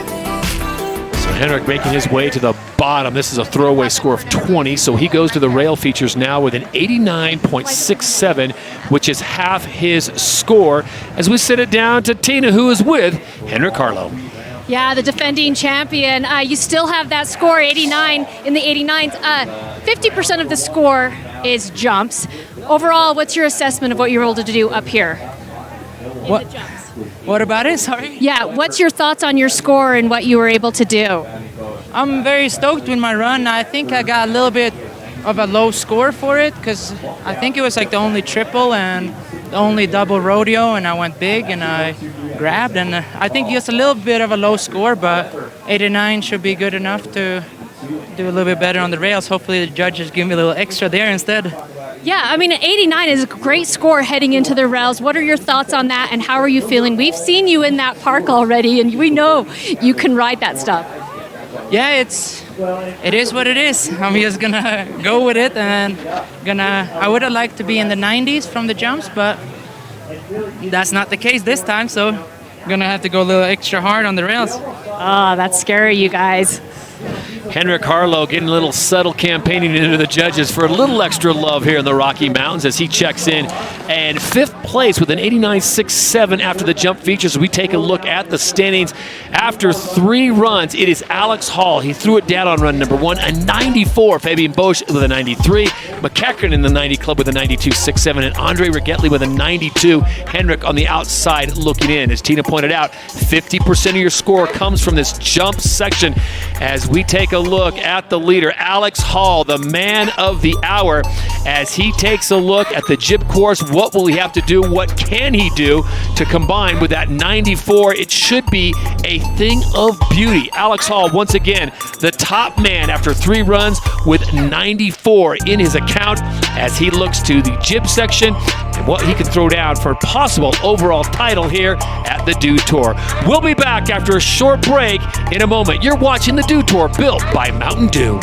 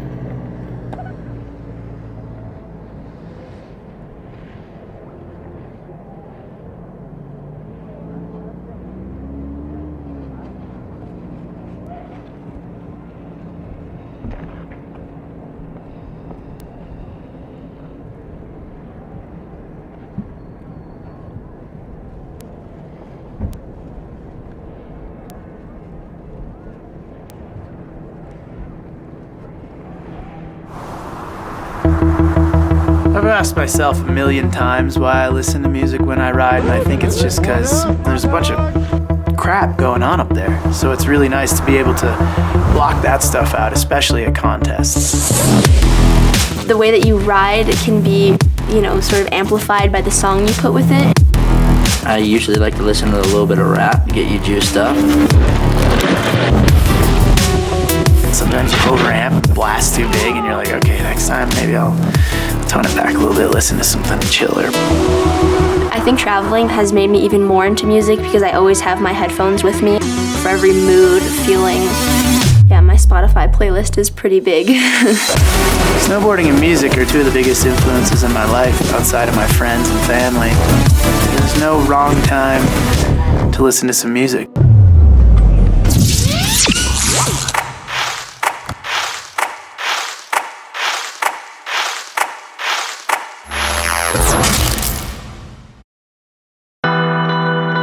I do have a lot of cool things that have happened. First I won the Olympic gold, and then I won 3 ESPYs, and then I was on a cereal box. I'm a Barbie now. The thought of me being a Barbie doll is kind of weird, but it's pretty exciting. I'm excited for the world to see it. I went to Slopestyle a couple weeks before my team did with my coach, Rick Bauer. I went because I really wanted to learn the double, and it's been something I wanted to do for a really long time, so this is the first trip I've ever gone on with a goal, just one trick in mind.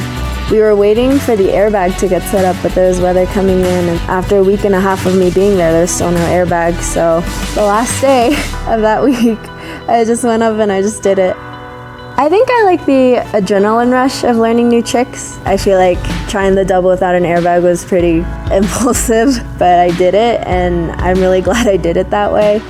There are so many amazing women snowboarders right now that are just absolutely killing it. Being a part of that is amazing. Hopefully me and the girls just start doing some crazy things this year.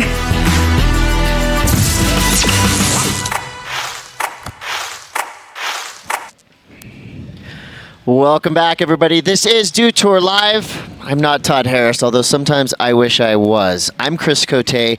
Luke Van Valen. We are unchained. Yeah. Let's talk about some of the things we just saw. I want to start it off with asking you, for the first time ever, we're halfway through men's ski slopestyle, and we have split the course. Yes. All right, so we start with jumps, now we go to jibs. In the past, it's all been one course. What is that going to do in terms of our competition today? Well, it changes everything, in my opinion. I mean, you have 2 scores now that you get to throw together. And one, you can just totally focus on jumps and really just be in that frame of mind. You don't have to think about landing switch so you can hit the rail switch in between the 2 jumps and that sort of stuff. There's that whole element aside. It's gone. And so the delightful experience for a lot of these athletes is kind of a simplified overall feeling, and when they get into the jibs, it's like, okay, I've already done my business on the jumps. Now it's just time for me to dive in head first to some rails and get extraordinarily technical and try to add to the score I already threw down. And for me personally, just from viewing, I'm all hyped up about it. Yeah, so potentially you could see better, more madness on each section. And totally. We're going to be going into the jibs coming up next. So the top 3, Alex Hall, Fabian Bosch, and Evan McCachran. Amazing round just then. We had 4 skiers in the 90s in that first round, so that was pretty amazing. But let's go back to yesterday. This was a name, Thursday actually, this was a name I heard you guys shouting literally from the mountaintops, Kelly Silderu. You know when Michael Phelps showed up at the Olympics the first time and he won like 100 gold medals? That's kind of the same feeling I get when I watch Kelly Silderu ski. I mean, it's just like, she's so good. She's really just got extraordinary skills. I mean, look at the landing on that switch 1080. Back-to-back switch 10s, one to the right, one to the left. I mean, it's unusual to see that type of skill, and then add the fact that she's only 16. So she's very young, and then she comes onto the rails and swings a 450 around when there's almost no room to do much of anything. Beautiful K-fed right there. Look at the nose butter. She's been spending so much time, training over the years. When she was like 8 or 9 years old, she was skiing with some of the very best, like Virginie Favre, and like just shredding around the mountain, learning from those beyond her. And she's got natural talent to play with as well. And I mean, she's really blown just about everybody away who's in the ski world, who's beholding this slopestyle stuff. Well, it's pretty cool. I mean, the morning on Thursday, I heard you guys talking about Kelly going into that contest, and that name just kept resonating through. So Kelly Silderu, of course, she is on an absolute tear. This can be a huge season for Kelly. No question about it. She was injured last season, so she didn't get to go to the Olympics. But prior to that, even at age 13, I mean, she was dominating X Games due to her. She was winning competitions back-to-back, so she's a little bit older, a little more experienced. She's back from an injury, and it's going to be just incredible to see her shred. She's going to have to make some room on that mantle for some more trophies. She's already got the Dew Gold here, and we can expect more from Kelly in the future. We also had the Ski Team Challenge, which is one of our most fun elements of the entire Dew Tour competition. Yes. This is where you see the grudge matches come through. I mean, and these are classic matchups between iconic ski brands who come into competition with chips on their shoulders, knowing they're here to defend the honor of their main sponsor. I mean, it's all about skis. It's all about the hardware, the backbone of our sport. Totally. And I mean, one exciting thing is like Team Atomic came in and they threw it down. They took the bacon on the day. Miguel Porteous, Gus Kenworthy, and Fabian Bosch. I mean, they just threw it down. Jossie Wells was the coach, just taking them through the goodness. And they were generally spectacular, winning the pipe event, highest score in the jumps. And then Gus Kenworthy comes in and rounds it out, and they take the bacon overall. And I mean, they were just kind of on fire, I've got to say. Yeah, it was super fun to watch, and it's always cool to see kind of the behind the scenes, these moments right here where you see that team unity, and it's cool to get them all together because a lot of times everybody starts to separate, especially in Olympic years. You have your free riders, your contest guys, so it's cool when the teams unite, you get to see something a little bit different, a little bit more special. Totally, and that's exactly probably the best way to say it. I mean, it all went down right here, the unity of the brands, and one cool thing, Faction, as a company who has a tremendous amount of exceptional skiers, including Candide Tovex, who might be one of the greatest skiers ever to grace the land, had trouble. They've gotten into last place the past 2 years, and who was it but our #1 score holder right now in slopestyle, Alex Hall, who came into the jib section and took them from last up to second place. So, I mean, he had a massive contribution. On screen, you're seeing Gus Kenworthy throwing it down for Atomic and absolutely lighting up the skies with a beautiful run overall. That was enough to bring Atomic the bacon overall. But, I just want to keep hitting that. I mean, Alex Hall is kind of on fire this weekend. He's a name that I think a lot of folks are going to start saying, yeah, hey, that guy's, well, he's legitimate. Well, he dropped a 94 in the first portion of men's ski slopestyle so far.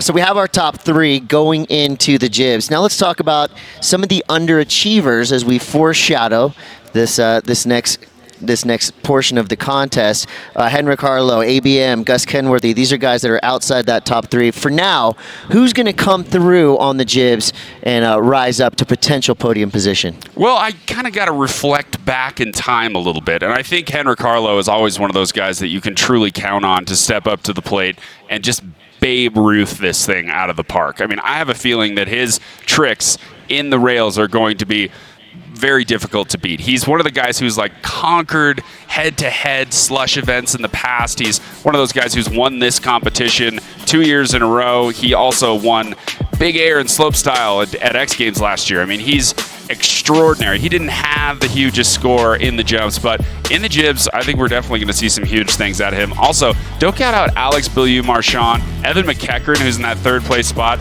I mean, he could really dive in headfirst and knock it out of the park. But Alex Hall, he had the highest score in the team event. He's in 1st place right now. He is in the driver's seat 100%. Well, there you see your top 8. Everyone within the realm of possibility in terms of getting themselves on the podium. We're only halfway through men's ski slopestyle. This is the finals. We will be crowning our champions in the jib section coming up right after this. Before we get there, like you said, Henrik Harlow, this guy is amazing on the jibs. Let's take a look at the domination we saw from Henrik last year, 2017 Dew Tour. Take a look. Henrik Harlow now. What? Unbelievable. Whoa! That was huge. Luke, Henrik Harlow just bringing it with a smile on his face. Stomping. Nice.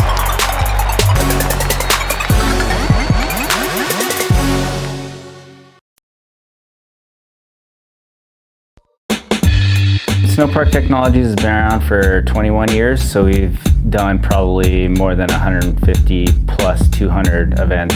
The Dew Tour is definitely the kickoff of the big competition season of the Big 3. Feature 1 for slopestyle course in the jib section is going to be a Stanley branded feature. We kind of start bouncing ideas and feedback and talk to some athletes about what would they like to see, stuff like that. So then we just start kind of modeling everything out, coming down to the final design, and then getting out and starting to build.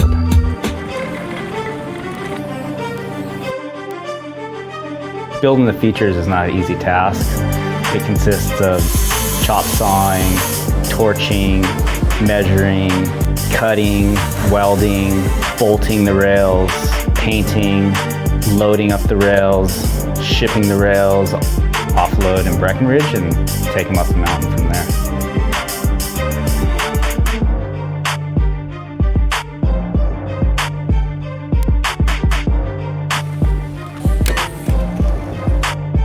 You never know as far as like the creativity of the riders. Every year we're really surprised. Hi crew, we're here in Breckenridge, Colorado for the first stop of the season. It's the Winter Dew Tour, and this is our first eyes on the course.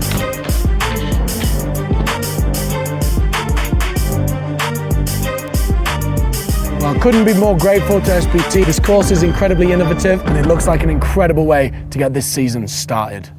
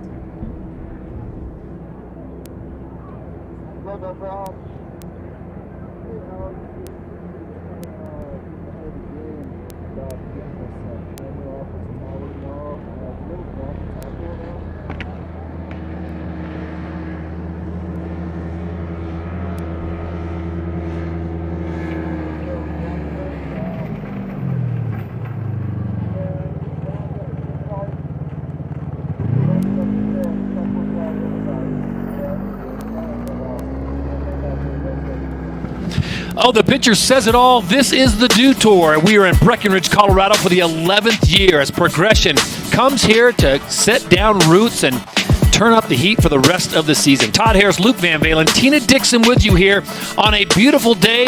Only concern is which chair are you going to jump on? It is a beautiful place to be in during the holiday seasons. And if you get a chance to pull off to the side and watch some of the best in the world, you are in luck because they are here competing in the men's slopestyle final. As we take a look at the standings for those who just dropped, Alex Hall leads the way. And remember, folks, the jump section is half your score.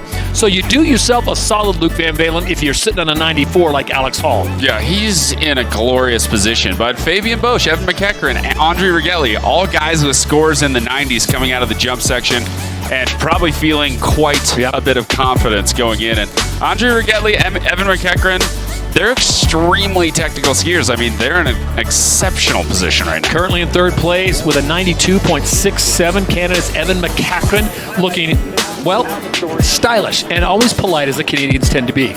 Yeah, he's so consistent. I mean, he's one of those guys that just, you watch him shred through the park and everything's going to be clean. Everything's going to be so well landed and complicated. I mean, his tricks are far from uncharacteristically consistently complex. Huge big switch left side, double cork 1440 lead tail. So you can see locking it down. Look at the landing. Boom. Just skis down, hangs it out. Big switch slash down at the bottom. Beautiful run. Sitting in second place, Fabian Bosch. He was very consistent. Started with an 88, went to a 92. His third offering was a 93.3. And Fabian, typically a pretty focused cat when it comes to jumping, but into the rail section, he's in a nice position, but I haven't seen his skills in the rails. Typically, he'll show up a lot for big air competitions. In the team event, he was the jumper. So he's got to come into those rails and really throw down. I wouldn't put it past him to truly bring some serious heat to that course as well. He definitely set himself up very well. Talk about bringing the heat. How about this guy? Came out on the first run of 3 and laid down a 94. Left side, double cork 1260. And hello. Unbelievable. The seatbelt grab right there. It just, the complexity inherent to what he's doing with his hands and his body while he's in midair, flipping, spinning his way down this course. It was amazing. It was enough for the top spot. The judges blown away by it. And he took the top spot in the team competition. So no surprise. He's in a really good place. Really, really good. Performing quite well here at Elevation, Breckenridge, Colorado. As we take a look at the current standings, there they are. That is half of their score right now, so you can do the math. The higher you up on that board, the easier it's going to be for you in the rail sections to maintain your position. Now, you can't just mail it in, so Luke, I'm going to put the heat on you right now, the microscope. Out of that group, who do you think comes through on the other side? Give me your podium right now as it stands coming off of these results. My podium is Alex Hall, Henrik Harlow, Evan McEachran, no particular order. Okay, so those three you say will be there when the dust settles, or in this case, the powder. I mean, I think so, but I mean, man, I've been wrong more times than I can count. I can't think of one. As we take a look at the actual rail yard there, the jib section, the judges, there'll be 5 of them, and what are they looking for? This isn't just about sliding rails, Luke. What do they want to see to give you the big score? They want to see you bringing some really original things, utilizing different parts of the course. Use of the course is going to be very important, but big spins on and off the rail, and also pretzeling. I mean, a pretzel, I'm going to be saying that a lot, so it's important to explain it. Basically, that's when you spin one direction onto the rail, you stop your momentum, and you spin the opposite direction out. It's very, very difficult to do. It causes your body to basically have to pretzel by torquing yourself in the opposite direction, and that's going to be important. But also, anytime the athletes are kind of dancing on the rails, they're switching their ski position, swapping their footing, spinning off and on, doing something a little bit different than the rest of the athletes are doing, single-footed slides, grabbing their skis while they're sliding. All of these things are going to come into play, hitting the jump switch, spinning to the left and the right. We're going to try to run you through this and give you an idea of what's the best thing that we've seen so far, but man, there's going to be a lot. All right, before we get to the jib competition, the second half of the slopestyle for the men, let's check in with Tina Dixon. Yeah, Todd, out. So right now I'm standing on top of the jib portion of the slopestyle event, and if you look behind me, it's actually very impressive. It's a very high speed, also high consequence course. Now, someone to keep your eyes out for is Fabian Bush. He's sitting in that second place right now, and I talked to him before. He said he was an alternate, got the call 5 minutes before actually competing that, hey, you're in. But guys, he's sitting in second place right now, and remember, this is 50% of the score, a big chunk of the overall picture. So these guys, anything could happen. All right, Tina, before we let you go, how about the conditions? We see the flags blowing a little bit there, but the course looks beautiful and manicured. Is that the case? You know, there's a little bit of wind on the flags, as you can see, but yeah, the course is perfectly manicured. And you have to remember that a lot of these guys competed in that team event, so they've already had a chance to ride this in competition. But right now, the wind's not making, it's not a big deal at this point, but we will keep our eyes out for it. All right, thank you very much, Tina Dixon, reporting from the top of the jib course. Luke, high risk, high reward is some of the things that Tina touched on there. You see some of these tricks, and we saw this in the women's slopestyle competition for snowboarding yesterday with Jamie Anderson. The judges really want to see combo tricks. They don't want to see you lock onto the rail and just stay on that rail. I mean, it's a thing of beauty to see you slide it all the way down, but you got a combo on this thing. Yeah, you absolutely do. And I mean, the combinations that you bring in, the more complex and clean that they're done, the better your score is going to be overall. So big combinations, no repeating tricks throughout this. This is a long course. There's 4 main sections, and these guys really have to dig super deep in their trick bag to pull out those things that are really going to turn the heads of the judges, but also give that dynamic overall feel of a very smooth run. Completely different kind of situation as ski slopestyle goes from a one-act play where it usually was you'd hit 3 rails and then you go down the course and ski into 3 big jumps. Now you did your jumps, we took a short respite, a little intermission. Now it's the second act of this play, so you got to bring it all together, but it does allow you, I've heard a lot of athletes say this, it does allow you to focus on one aspect at a time, and that's it. Absolutely, and really having that focus, that ability to think, I'm just jumping right now, and then go, and I'm just hitting rails. Everything is about rails. That they might put on a different song in their headphones when they're hitting rails than when they're hitting jumps. Maybe they're rock and roll with the jumps, but they like a little hip hop in the rails. These sorts of things can be handled in a format like this. And if the visuals we're bringing you don't make you want to come to Colorado or Breckenridge next year for the Dew Tour in 2019, at least it makes you want to buy some real estate here, because it has been beautiful all week long. We came in, some of us Tuesday, Wednesday, and it was snowing, so you got the fresh coating down, and now it has been glorious. And today, temperature right around 40 degrees. I mean, look at our backdrop. We don't even get to be on course, and look at this. It's a thing of beauty, and I'm not talking about Luke Van Valen. I'm talking about the valley. It's gorgeous. It's delightful. I was riding up the T-bar today at the very top, and I thought to myself, well, this is the reason why I live in Colorado. Just have a gander at the gloriousness behind us. You have a beautiful backyard, my friend. Speaking of beautiful, we are set to go. This is the jib portion of men's slopestyle.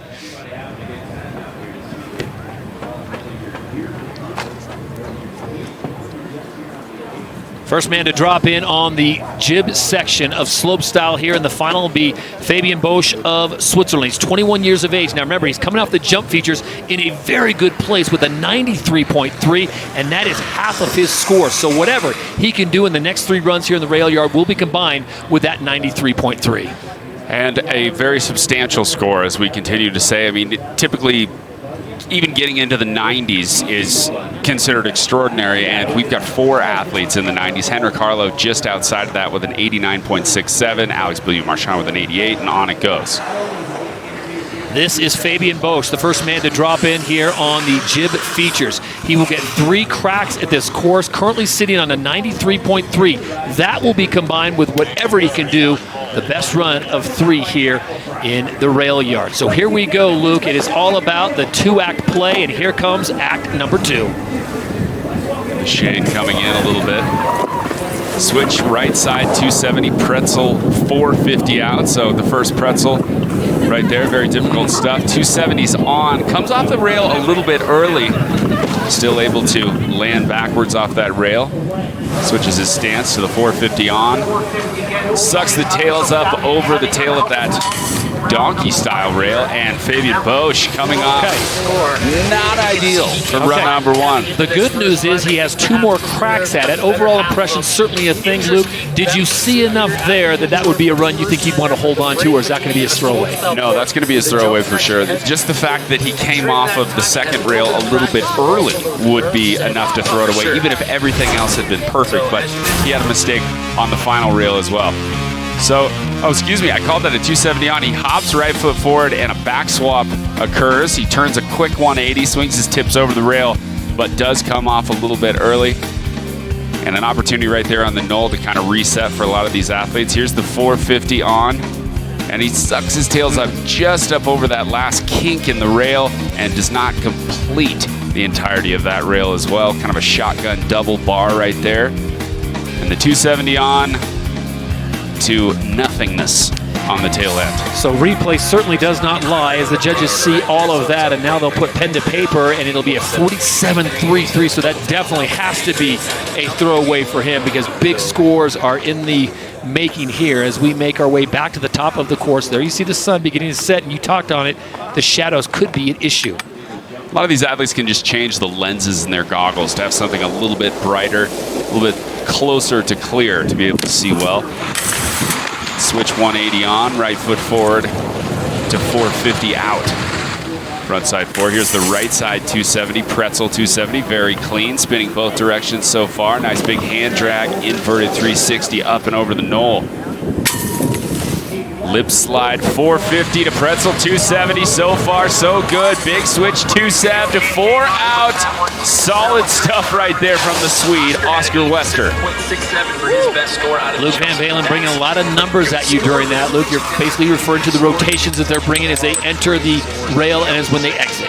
That's exactly right. 270 is basically just 90 degrees short of a 360. And so the athlete will land sideways. He does a 180 on there and swings a what's called a 450 out right there. So that's 90 degrees beyond a 360. And there's the right side 270. Stops his momentum. Watch the way he spins on and the way he spins off are different. He has to actually edge on the rail and metal to metal, very slippery there, and a really, really difficult maneuver to perform. And here's the continuing 450 right there for Oscar Wester out of a backwards 270. Very clean run. This should be a pretty decent mark for him. It's an 80, so there you see the combo with what he didn't jump. A 167.67 now, his combo score.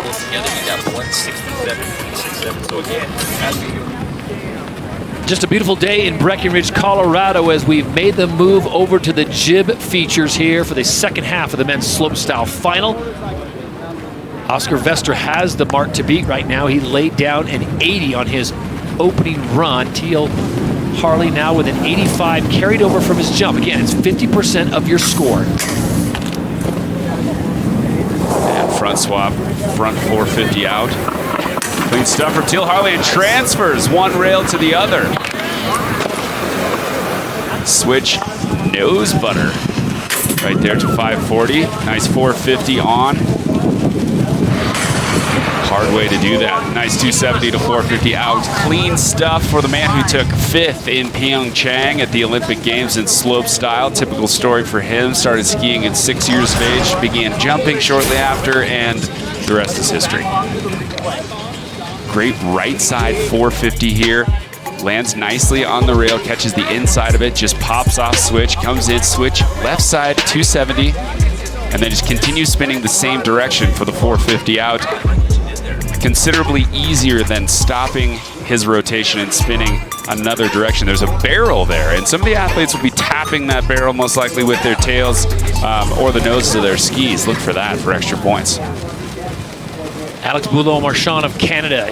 Jump section, he got an 88.33. Looks to build upon that. That's half his score. ABM now from Canada dropping in. Luke, you've talked a lot of these athletes. Are they favorably looking at this course and the way the slopestyle thing is set up that you do half and half, or would they rather go back to the traditional 3 rails, 3 jumps? I think they're absolutely loving what they've got going down. And huge trick up top for ABM. So far, so good. Switch tails 270, pretzel 450 out. Really tough tricks up top. Definitely so far the best and most technical run that we've seen. Catches the donkey and pops up into a 450 out there.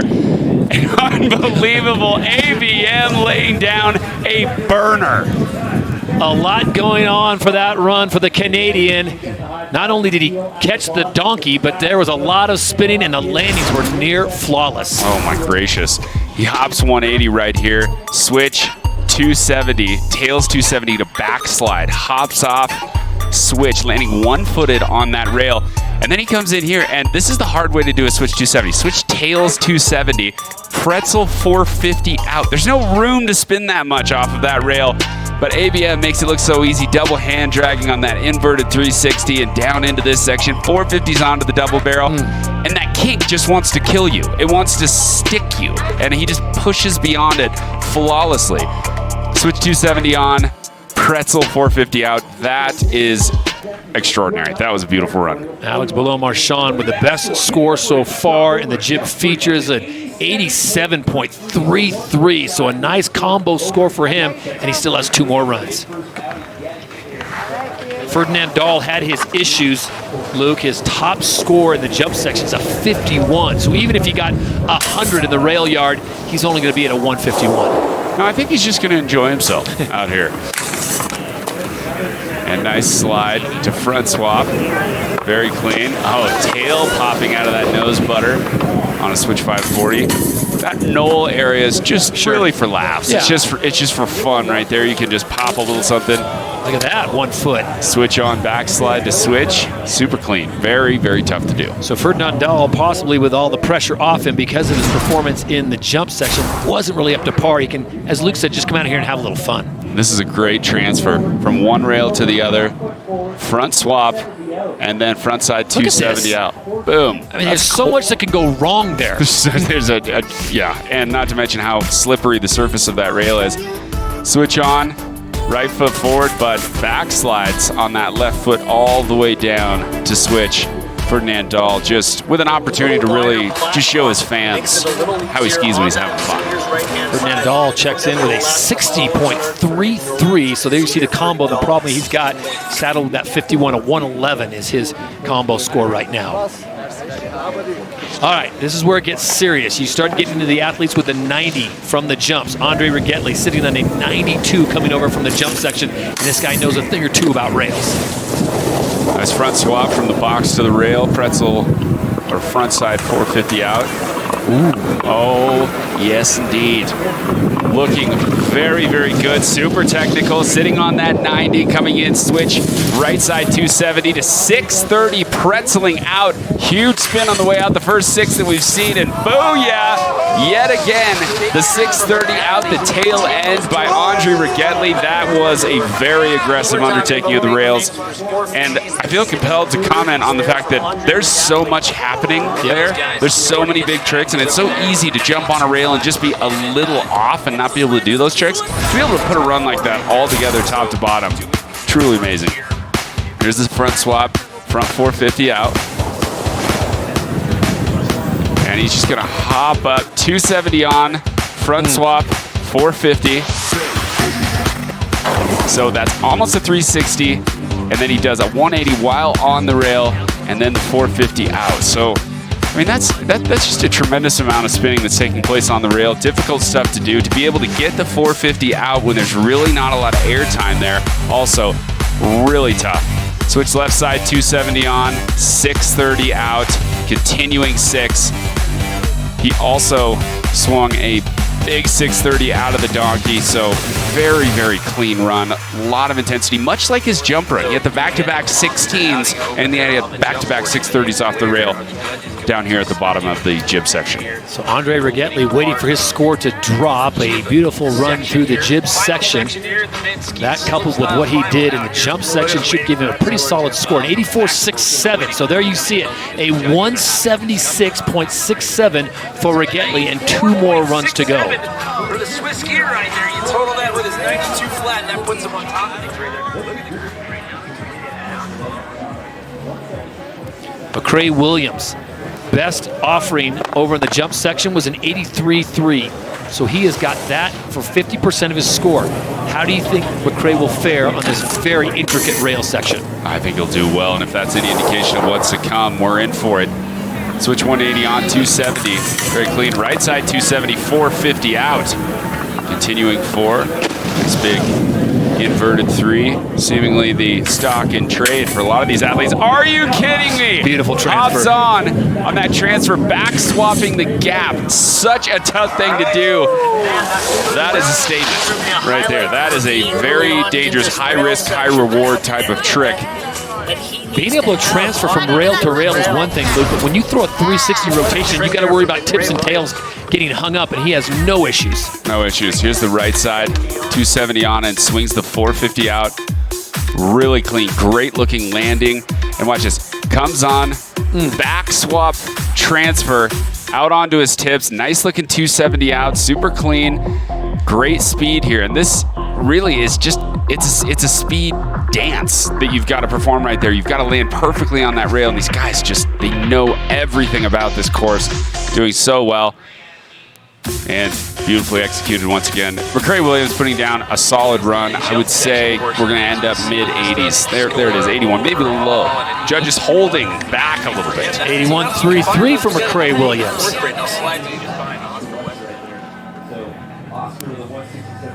Boy, the fans taking in the Dew Tour here at the Base Village at Breckenridge, Colorado. James Woods now set to go on his first run through the jib. He is sitting on a pretty decent score from jumps, an 88, Luke, looking to build upon it. How's Woodsy's rail program? Strong to quite strong. Switch 270 on and onto the rail, the wall ride. That is solid and a good thought. I mean, athletes that are going to utilize different parts of the course gives the judges something else to judge. Switch, tails 450 right there from James Woods, looking really good.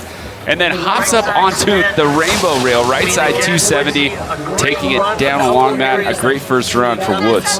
James Woods had a great Brit, 26 years of age, the first athlete to utilize that wall ride that we've seen so far here in run number 1. It'll be interesting to see everyone using that little loaf that they've all kind of thrown a little inverted 360 on, and everyone's making that the trick of the day. Here he is one more time.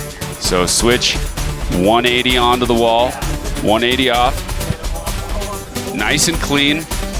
We remember just a couple years ago, Gus Kenworthy coming into the jib section, hopping way up onto the wall ride and kind of separating himself from the rest of the pack in that way. Beautiful switch tails, 450 right there. Super tough trick.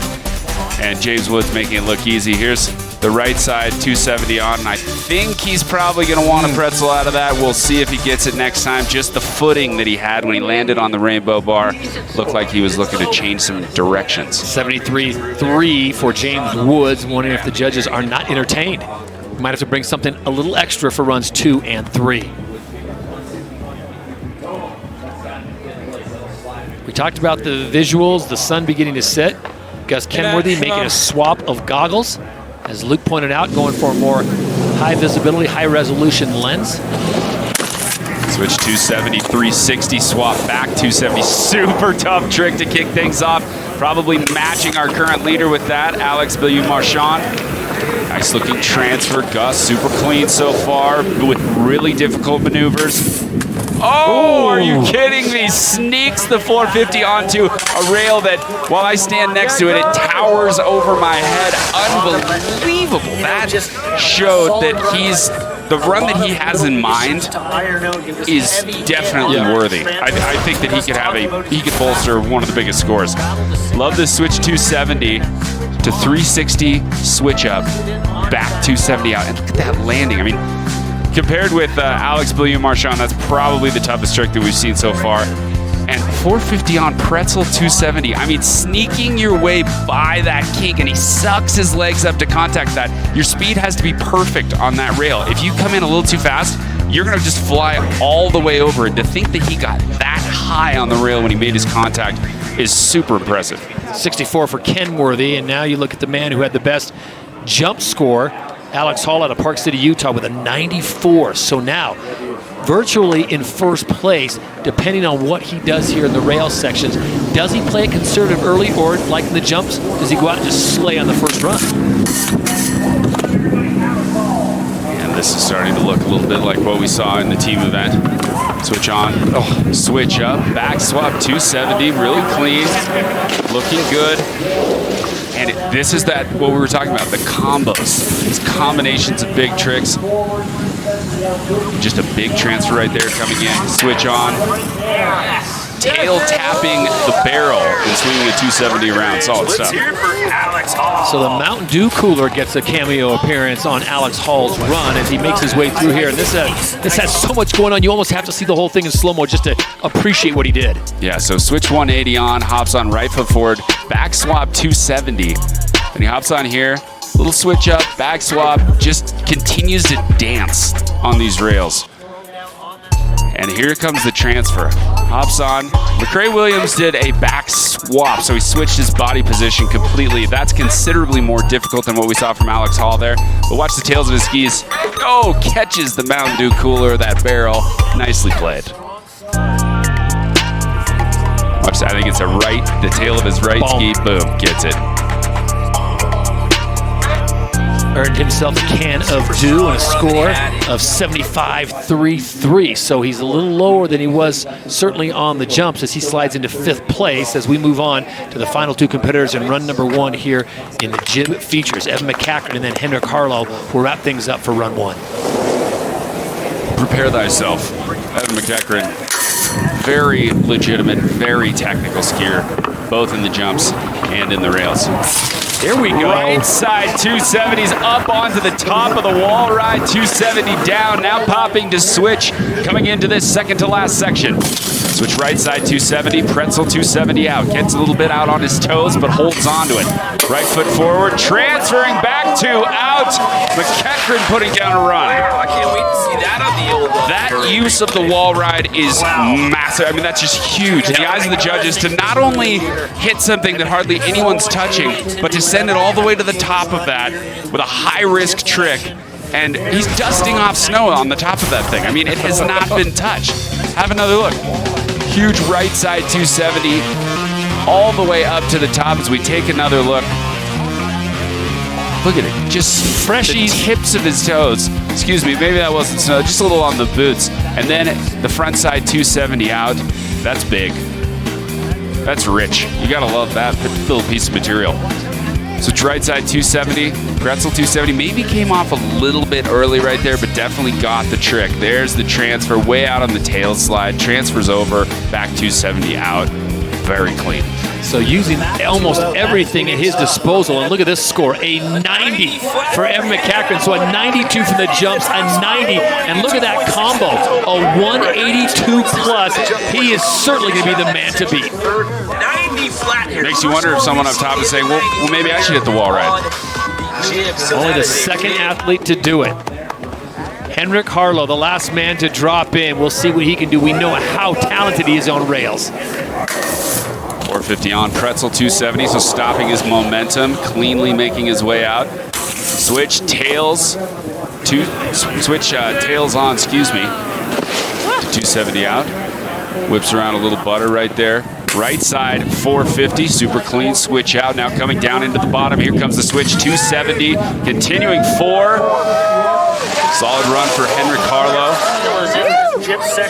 Lost a little bit of that characteristic cleanliness through the midsection of that run, and coming in, switch tails over on that second rail. Henrik feeling pretty good about that first run of 3 in the jib section.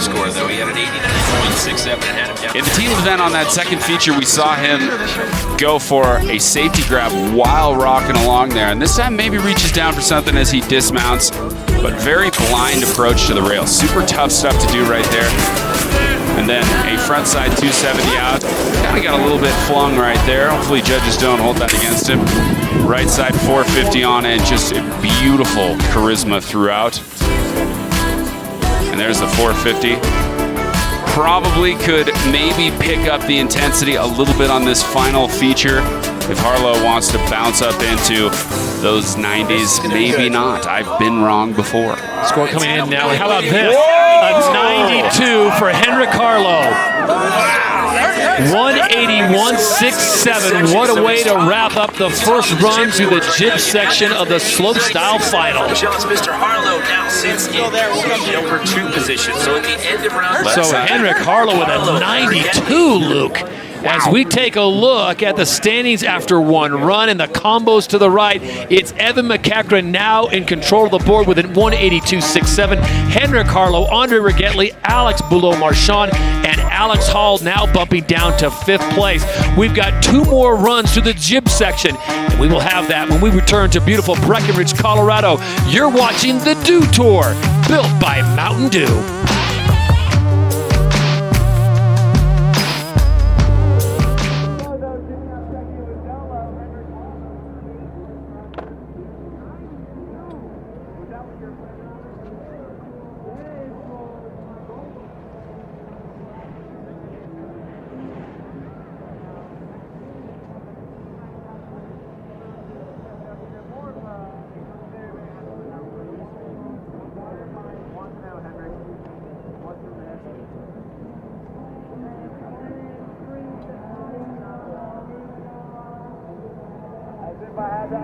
Back to you guys. Good luck on the next 2, Henry.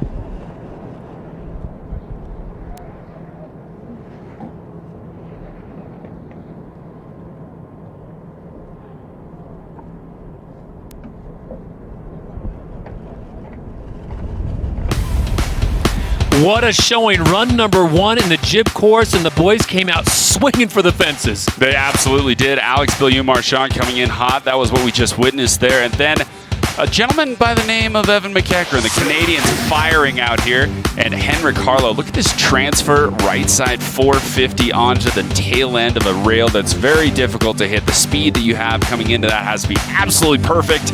Harlow puts it down, takes over the top spot in this portion of the event in run number 1. Henrik Harlow getting a 92. What a move for him as he goes all the way up into 2nd place. So remember, your jumps is 50% of your score. This is the second half of your score. Henrik Harlow certainly did himself a solid by getting that 92. So only 2 men into the 90 club in the rail section. Henrik Harlow with the 92, and McEachran with the 90.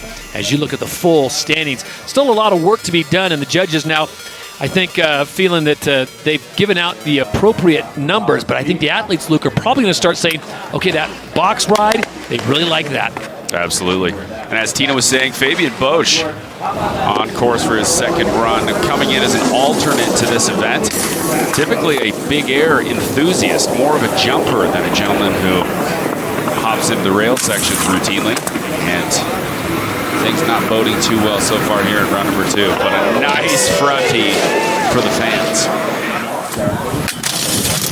Right, left side 450. That last kink not upsetting him, and losing a ski, might have caught the brake. So you're saying that wasn't intentional? Wasn't part of the program? Well, if it was, I'm impressed. Pretty cool. Yeah, it's pretty hard to hit the ejector button and said, how about this? Yeah, no doubt. It's maintaining your footing in the midst of it. So Fabian Bosch struggling with his first 2 runs. Here's a look at this double barrel rail. Nice surface area to land upon by comparison. 450 on, just sucking everything up on that last kink, landing backwards, switch 270 on, and looking maybe for a transfer, but swinging. Oh, gracious. That's where that ski just went buck wild. Oscar Vester now set to drop in. Mark to beat in the rails is a 92. Oscar's got a bit of work to do, trying to catch up with Henrik Harlow and Evan McEachran.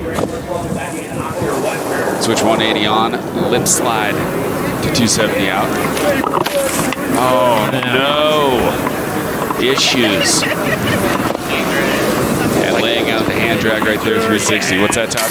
It looked like Oscar got a little lost, like he wasn't sure what he wanted to do there. Before he knew it, the course had passed him by. Indeed. And switch on 450 out right there. And so Wester, he left it for his 3rd run in the jumps. He did. Maybe he's going to maintain that rather dangerous strategy here in the jibs. Love this 450 though. Nice lip slide 4, back 270 out. Super clean for Wester. Younger brother of Jakob Wester, a man who was very influential in the sport of free skiing alongside Swede Jon Olsen. Two individuals who really worked to bring about all rotations in the double flip realm, it would seem. All right, so Teal Harley now set to drop in on his second run in the jib section, a 69.33 on run number 1. But boy, has the bar been raised with Henrik Harlow and Evan McCackern both going into the 90s. Harlow with the top score at 92. But it's all about combo. This is just 50% of your overall score. And Harley swinging a frontside 450 out, big switch up 270. Super clean, front swap, front 2. There's the right side 450, a nice ingredient that Henrik Harlow used to climb to the top of the leaderboard. But unfortunately, Harley a little backseat on the contact point. Luke, a great illustration of just how slick those rails are. I mean, those things, there's no grip, there's no traction on those bad boys. Totally. I like to use the metaphor that it's like running at top speed and then jumping onto a stationary skateboard. It wants to slip out from under you. You have to be super balanced.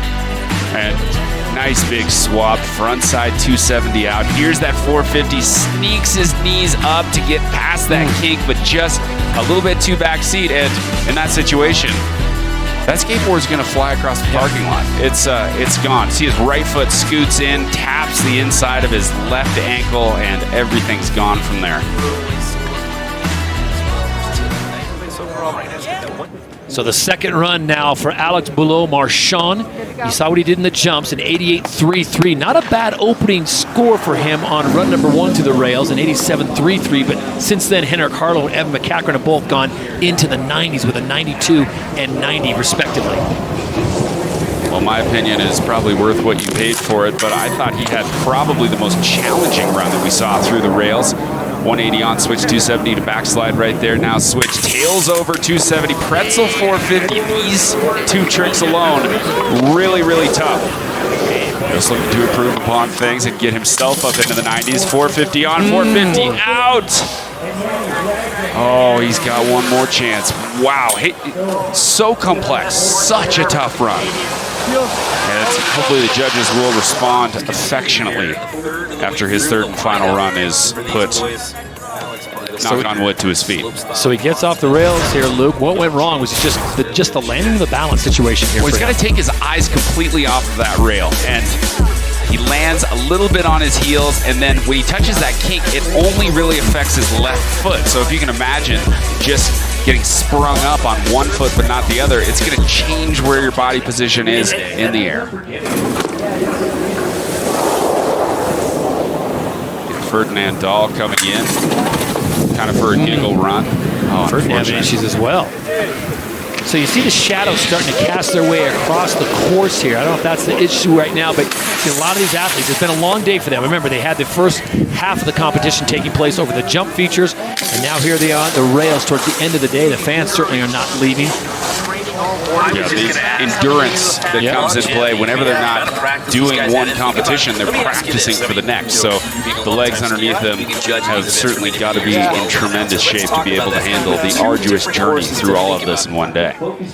Great crowd on hand here in Breckenridge, Colorado. The 11th year that the Dew Tour has made its way here with the best skiers and snowboarders in the world making their way to the Colorado Rockies. We're in the second run of 3 in the jib section of the slopestyle competition. A look at the current standings shows that Henrik Harlow jumping way up there by virtue of a 92 on his first run in the jibs, but it's all about combo. This is only 50% of your score. Evan McCackern, the current leader, with a 182.67.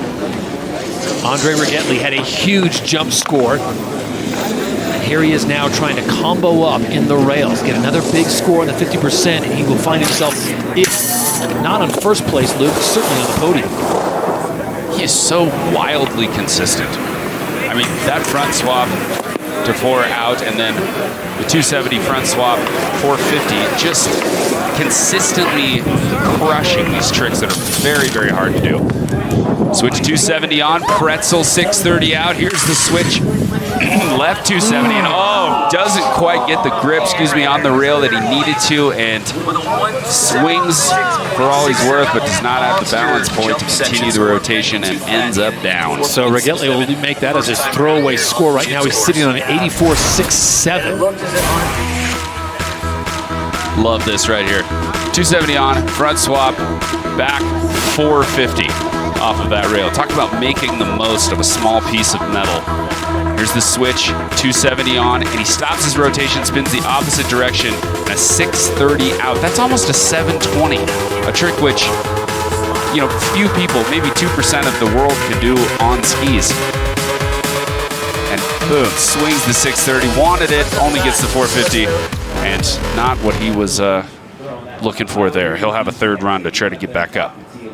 Down to the final 6 competitors in run number 2. Park City's McCrae Williams set to go on run number 2. His jump portion was an 83, so he's got some work to do if he wants to get himself in contention in the top 3.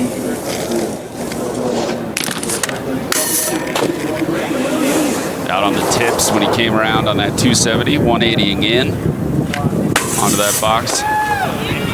And spinning to the right on that second 270, but no suffix. And that's not even a scoring feature as McCrae Williams catches and hooks up the tips of his skis as he's trying to rotate around. Yeah, looking for a nose butter 720, getting off axis just for fun. But I would say that he was willing to kind of throw caution to the wind right there, Todd, mostly because he didn't have that end part of his trick on the second feature. He did a right side 270 on, probably wanted to spin out of that like he did in run number 1, but didn't this time, so he just swung a nose butter 720. Trying to get the tips around right here, but stuck and stomped, and down the hill he rolls. So McCrae Williams now looking to the 3rd and final run. James Woods now set to drop in. He had a very creative run early. His first run gave him a 73.3, but I don't know if the judges responded really the way we thought they would, because he took a different course, tried to show him something different. Indeed. We'll see if he switches things up a little bit. It's great that he's utilizing the wall ride because it's a standout feature. It's a little bit different. Evan McEachran benefited a lot from utilizing that feature. Coming in switch, we'll see if he takes it up a little bit higher on the wall ride. He does. Switch 180 on, 180 off. Coming in switch to this next feature. Switch 450, cleaning that rail. Such a difficult transfer to make. Nicely done by James Woods. Up on, and a 450 out.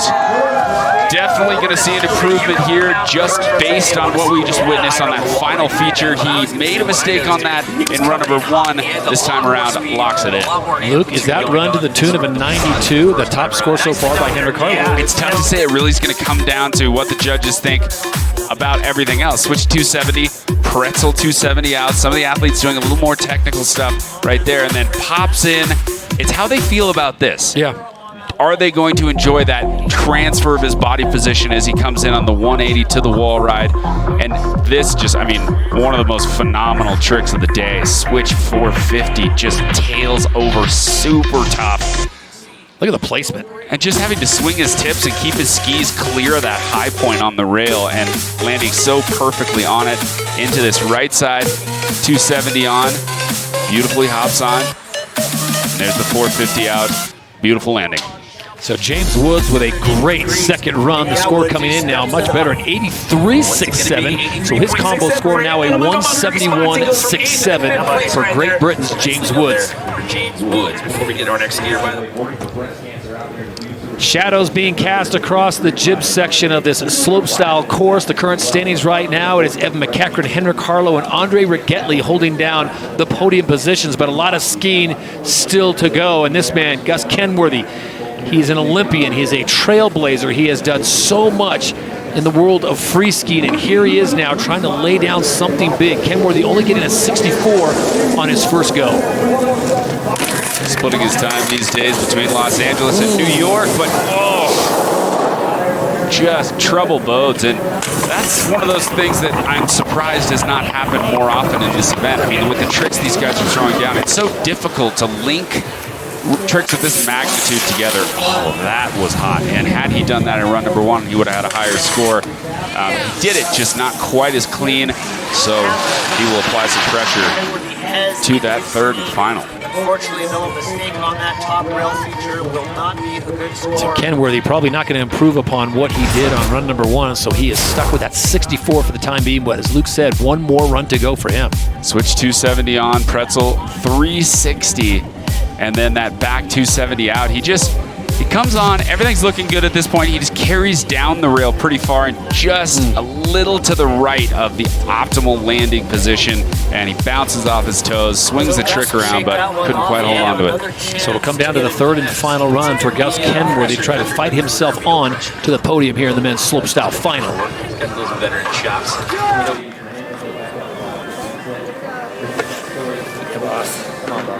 Final 3 competitors on run number 2. Alex Hall came into the jib portion with a 94. He was in first place after jumps. Now he finds himself in 8th place, so it's go time for the young man, Alex Hall, out of Park City, Utah. Oh, wow, so far so good.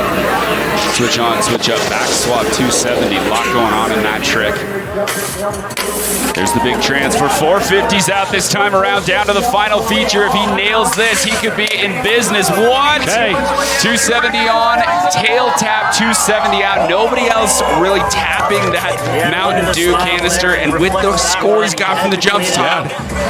That's the beauty of it. The jumps is 50% of your score. The jib's 50%, and he may have just picked up a big score here. And he kicks it off really well. Switch 180, just hops on, back swap 270. Just a lot going on there. He really packs a lot into this. There's the front switch up, back swap 270 out. He's super in control throughout. Transfers up over, gets the 450 out. How? I really don't know. I mean, that's extraordinary. Let's see if he gets the tap here. The 270 on, and he does get it. Comes off, taps the barrel, and swings the 270 as well. It just requires extra attention, and it's a use of the course that some people aren't even coming close to touching. Showing no regard for the Dew, as Alex Hall looking for something in the world of 88 to move into first place. As his score comes down, looking for something big. It's got to be 88.68 or better. If he gets that, he's moving into first place. We await this run 2 score right here. Henrik Carlos. I think he's going to get it. I got that good old-fashioned feeling. That's a podium-worthy combination, if you ask me. For that score to come, and the score comes in. It's an 89.33, so his combo now is a 183. Holy! Answer the bell, Alex Hall. Come on. What a day thus far for the young American. So Alex Hall now the top dog, 183.33. Evan McCackert in second, Henrik Harlow in third. And let's not forget, folks, we still have a third and final run to go. 2 more athletes to drop here in run number 2. Evan McCackert needs to do at least 1 point better. He is in a great place as well. 92.67 on jumps, 90 even on the rails. Just captain consistency. And he's got the tricks, certainly, to take the top spot over. Hops on switch 180, 270, real clean. And up onto the top of that wall right. Gotta love it. Such a tough trick. And what? Just a little switch, buttered 720. Whoa, 270 on, continuing, 450 out, solid stuff. Hops on, and gets the 4 out of the transfer.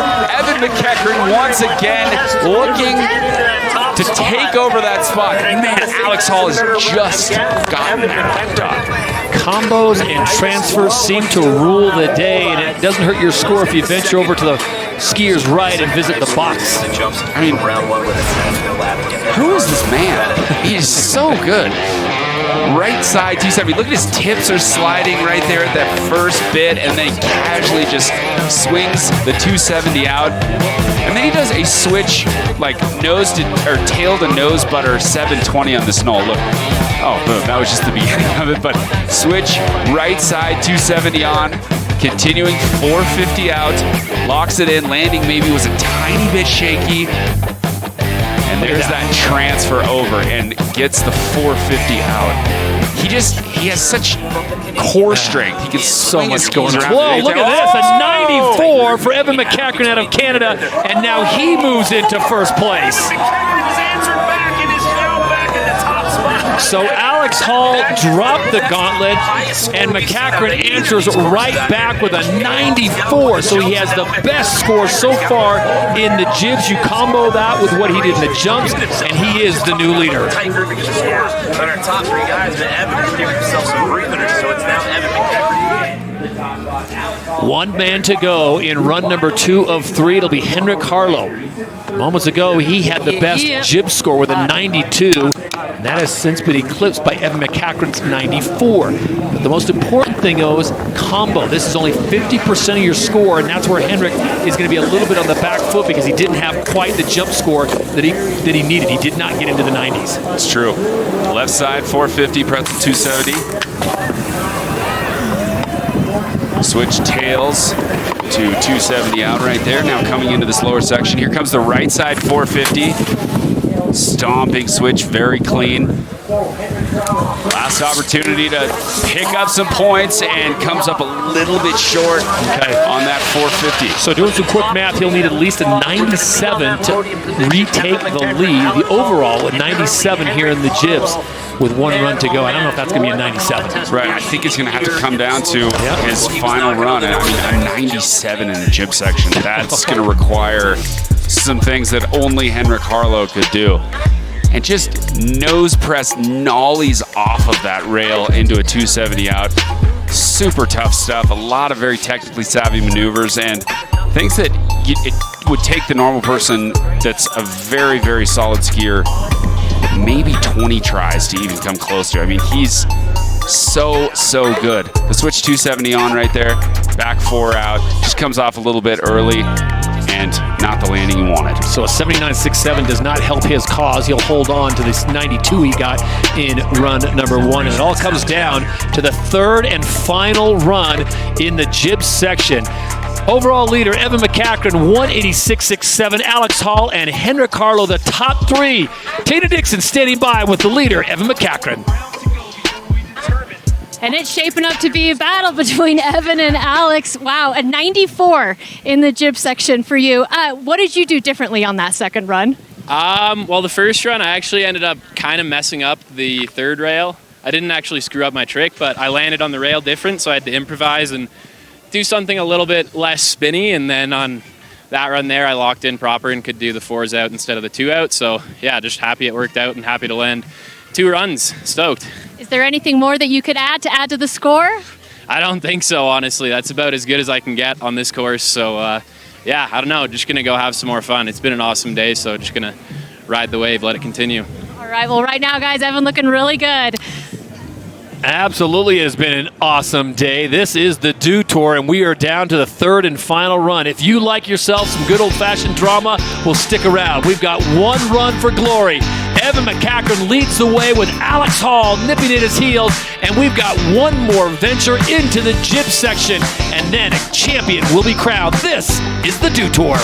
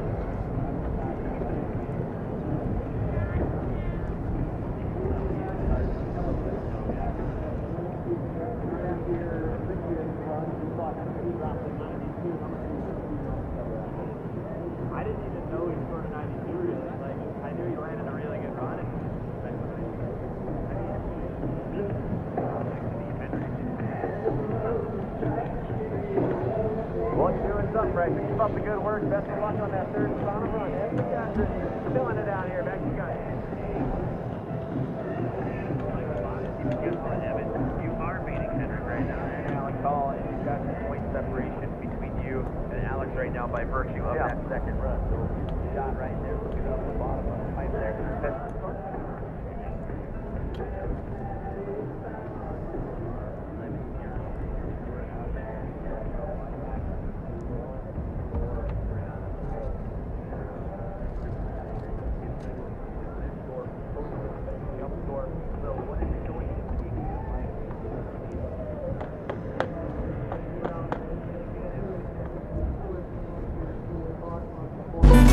I'm a strong believer that this is far more of an art than a sport.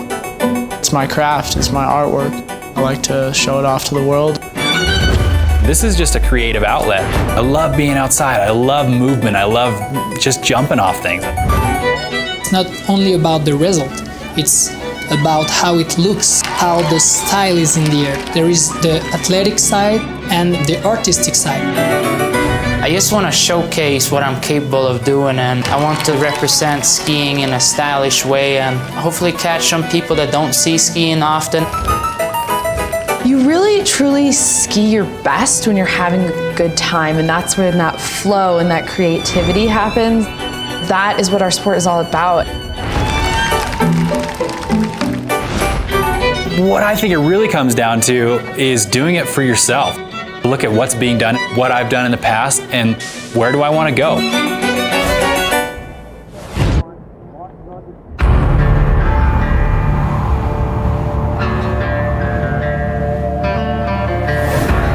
Pioneers are on a journey that most just cannot begin to understand. The path is off the map, uncharted and undone, where only the strong endure. The test is internal. The test is vital. The test is a quest for something new and meaningful.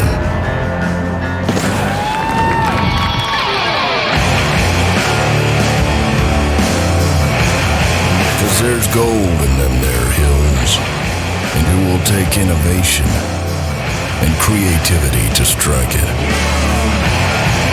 Believe the rush. Never give up. Grasp the glory. Trailblazing is the labor. Discovery is the prize.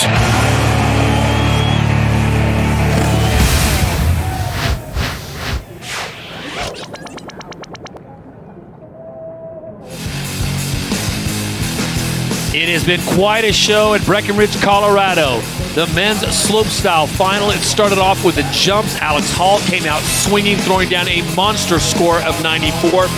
But Luke Van Valen, the rest of the field was up to the task, and they answered back as Evan McCachran and the rest of the company said, you know what? Get us over to the rails and we'll show you what we can do. Seriously, a 94 of his own was the result after Evan McCachran's second run, and a well-deserved set of digits right there, because his overall impression, from my perspective, was absolutely sensational. Current standings look like this with one run to go. Evan McCachran leading the way with a 186.6. Alex Hall sitting in second, 183.3. And Henrik Harlow currently sitting in third. But Andre Rigetti, ABM, also still in the hunt. It is all about the combo score as we get set for the last run of the day in the men's slopestyle final.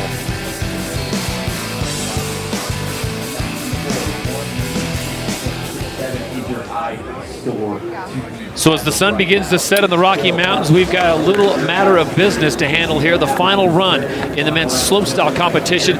Fabian Bosch set to drop in on his third and final go-around. He needs at least a 93 to take the lead. Starting things off nicely on that switch right, 270 pretzel, 450 out. Oh, hooked up. Hops it around, hops on right foot forward. There's the fronty. Nicely done, needs some big tricks down here. He's got a super solid jump run score. No! Fabian goes down. But Luke, was there any way he was going to get that 93 after that? After that bobble? Yeah, the bobble. Maybe not, but man, you're right. I mean, it's worth bringing up certainly that a bobble at this level of competition with the numbers that some of these athletes are putting up is virtually inaccessible. I mean, it's not going to work. Well, when Evan McCacker tells Tina Dixon the 94 is about all he's got, I don't think any bobble is going to get you anywhere near a 90 now. Totally. The switch right 270 on Pretzel, 450 out, and he comes in to this 450 on really nicely. It swings looking for the 450 out. Had he just kept it at 270, it might have changed his plans for the next hit, but he probably would have been able to ride that baby out. Looking for the 4 out, it doesn't happen. Oscar Wester now out of Sweden, Stockholm to be exact. The 23-year-old had a pretty good run in the jump section. Needs a big score here, and I think at this point, Evan McCacker has really set the standard. The judges are not going to accept bobbles, slight revert outs, people coming off the rails early. You're going to have to be near perfect if you want to be in that 92, 93, 94 point zone. Absolutely. Right side 270 on, Pretzel 270 out. Fairly basic for the natural right spinner, but a very tough, nice left side lip slide 450, very tough trick, and Wester making it look easy. Nicely done down at the bottom, 270 on, 450 out. He's currently sitting in 7th right So now. Oscar currently in 8th place, would love to bump up himself into some top 5 rarefied air. I don't know if he got it done there, but it was a great final run for him. Certainly, definitely highlighted right here. I love this lip slide 450, Pretzel 270 out, very complex trick. And then he comes in here, switch, tails 270, continuing 450 out, nearly touched that Mountain Dew barrel with the tips of his skis. Let's take a closer look here. Nearly. Didn't quite do the do. Didn't quite. But a solid run. The tricks were there. See what the judges have to say. 184.67 or better to overtake Henrik Arlo, who sits in that number 3 position. Henrik is our last skier in the rotation, and as you mentioned before, we talked about this at the top of the round. Our top 3 guys all ski for those last 3 positions. We get set to cap off competition out here today. After we get done with this event, DC will be down there in the field. We'll hand out some hardware. Don't forget, we got live music going on downtown tonight at the Riverwalk Center from 10 playing out there. Tickets over there at dewtour.com as we await. And the score coming in for Oscar Wester, it's an 85.33. So his combo score now is a 173. He'll overtake James Woods at this point in time. So he goes into 6th place.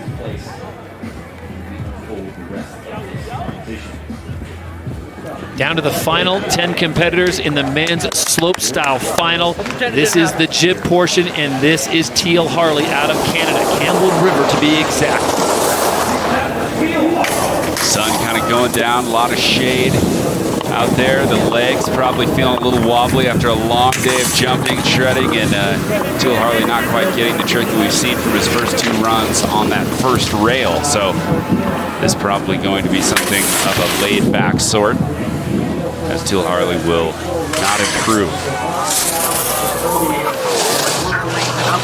Here in the slopestyle course that we will. So Teal was sitting on a best score of 69.33, and that's probably what he'll have to stay with after having issues early on. 36.33 does him no good.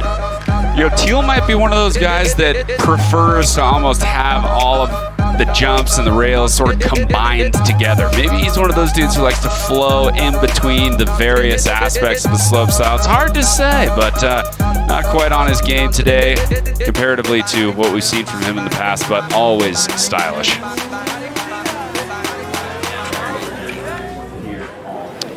ABM. Alex Boulot-Marchand, 24 years of age, out of Quebec, Canada.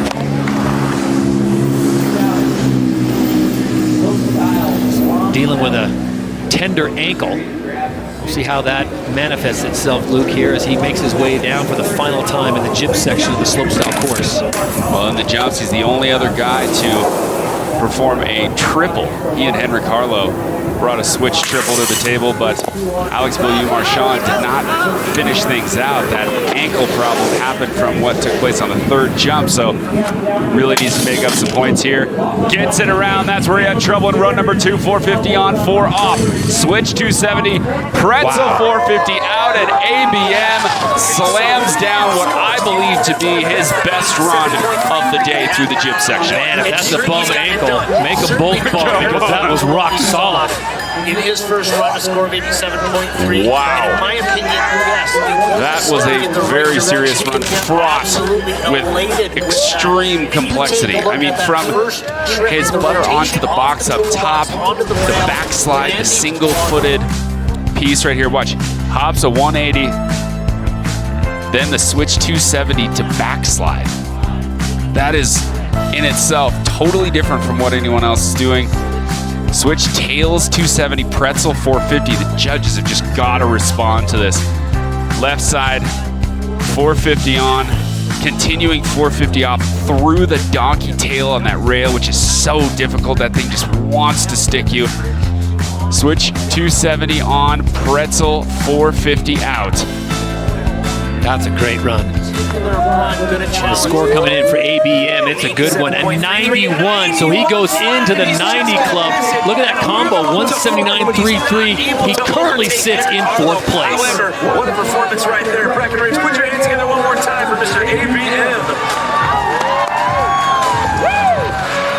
Putting it down, the pressure situation where you needed it to happen. Current standings, Evan McCachran of Canada leads with a 186.67. Alex Hall of the U.S. sits in 2nd, and Henrik Harlow of Sweden currently sitting in 3rd with ABM. Alex Beaulieu-Marchand holding down the 4th position. Ferdinand Dahl out of Norway, the 20-year-old. It's not been his best performance in the rails, but right now, remember, it's a 3-run, only your best run counts. Makes it all go away here if he can make it stick and an early exit there from that rail loop. Switch disaster. It looked like he's sticking on the rails a little bit. Interesting situation, but swings around the switch right side, tail butter 540. Hops on, front swap, 450 out. Nice stuff from Ferdinand Dahl. The best run we've seen from him thus far through the jibs. There's the big backslide, switch to switch. And Ferdy finally puts his run down. So a full pole for Ferdinand Dahl out of Norway. Will it be enough to overtake the lead? He would need a monster score just to get into the running. Remember, it's a combo from your jump and your rail section. His jump score was in the 50s, so making it to the podium on a 100-point scale right now, not really a feasible deal. And very clean. Tons of props right there as he moves in. I love this. Switch on.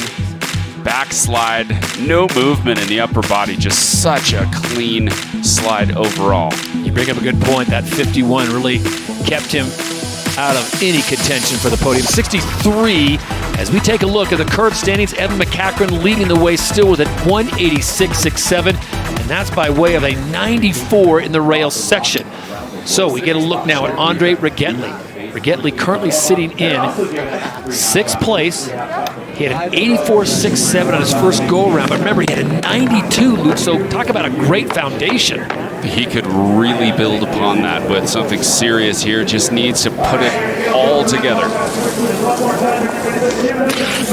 Need at least a 94 to vault himself into 1st place and overtake Evan McCachran.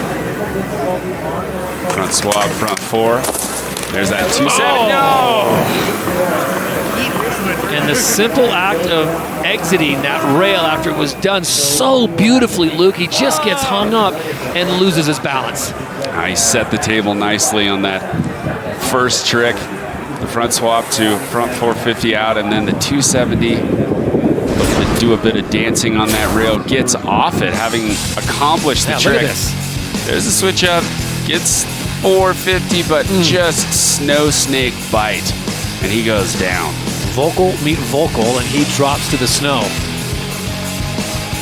270, front swap, continuing 450, and just the edge of his left ski, the outside edge, tracked inward, and just an unfortunate circumstance right there. So what could have been for Andre Rigetli after the jumps in a 92, he takes the 84, and Rigetli now sits in 6th. On the day, so it's still Paul and Harlow, that battle's still to come as those guys are your final. Craig Williams out of Park City, Utah, looks down at this course and says, I've got one shot at this thing. His best so far has been an 81. He needs something monstrous to keep himself in the running for a top 5. He's got to break up into the 90s. No question about that. A 95 would suit him nicely.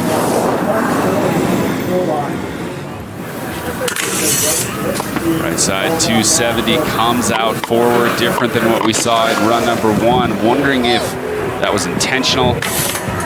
There's that back swap to forward right there. And it looks like he's probably going to have to stick with his first run score. Love watching McCrae Williams ski. Current world champion just didn't quite put his optimal run together today in the jump section. Added pressure knowing that when you come over from the jump section, if you don't have something upper 80s, lower 90s, you're probably not going to be in the running. Totally. Beautiful back swap transfer right there. That truly shows human bravery. I mean, that's courageous. And big tail tap right there on the Mountain Dew barrel as he comes up and over. Just a quick little tap and stomp and switch. A little homage to the title sponsor, McCrae Williams. Best score 81.33. So we are down to the final 5 competitors on the final run of the Slopestyle. It'll be James Woods next to drop in. Coming off a great performance on his last run, so he's a slow burner. Started with a 73, went to an 83. Now he gets himself into the 90 Club, Luke. Whole different landscape, possibly, for that podium. Things could happen. Snaps to switch up top. Switch 270, 450 out, gets it. Now will he change anything up in this section? Sticks with it, just carries a little bit higher onto the wall ride. Here comes. Oh, no! Not even a scoring feature is that little loaf, we like to call it, and he gets, I don't know if he got hung up or he just got, that was bizarre. You just feel for these guys. The easiest part of his run. Day. Yeah, just cruising up for laps. Always a gentleman, Woodsy takes a bow. Let's look at this one more time from the top. Everything started off really well. Switch left 270 on, continuing 450. His natural direction of spinning is to the right, so it's a high-scoring trick right there. Way up high. Snaps a 180 real quick out of the wall ride. Comes creeping over. Oh, reaching for the snow, but too much speed and wondering, why did I do that? Oh, Woodsy still with a smile on his face, 83, so a 171 for James Woods, and 7th place is the best he will be able to do today. Breckenridge, put your hands together one more time. James Woods. All right, here we go. Down to the final 4, and Gus Kenworthy has the game face on. He's ready to go. He knows that it just takes one run. He's going to need a monster score because his jump score was not that high, an 84.33. Kenworthy currently sitting at 10. He's got one of those runs, though. They could really do it. Oh, man. How about it? Things starting off right there. The transfer, no! Comes off rail 1 a little bit early and feels the impact coming onto that second rail. 630 on, 270 out. Are you kidding me? Kenworthy on that disaster, so blind on the way in. I mean, that's got to feel good. I mean, from a skater perspective, to just throw that 630 to 270, landing perfectly on probably one of the most difficult rails in the whole game. Taking his frustration out and giving a souvenir to a young fan that's been here all day long. You know what? Your day ends well when you get the Gus Kenworthy competition bib autographed. You bet. Man, what a day. Watch this. Here's 450 where most people might land. Swings it to 630 and a 270 out. Thank you, Augustus Kenworthy, for this beautiful piece of skiing. Hello. That was just truly amazing. Looking over the right shoulder, hops on, switch right foot forward, and just a little tap. Things started off so well, and then, of course, that midsection, something that truly turns heads. Yeah, the transfer just got away from him up top. So Gus Kenworthy will hold on to his first run score on the rails, a 64 for him. Fans down there hanging out the corral. All right, we're down to our final three. This is our The current standings look like this. Evan McCachran with a 186. Alex Hall sitting in second, and Henrik Harlow in third. And this will be the third and final run for these three athletes, all battling for the top spot here at Dew Tour 2018.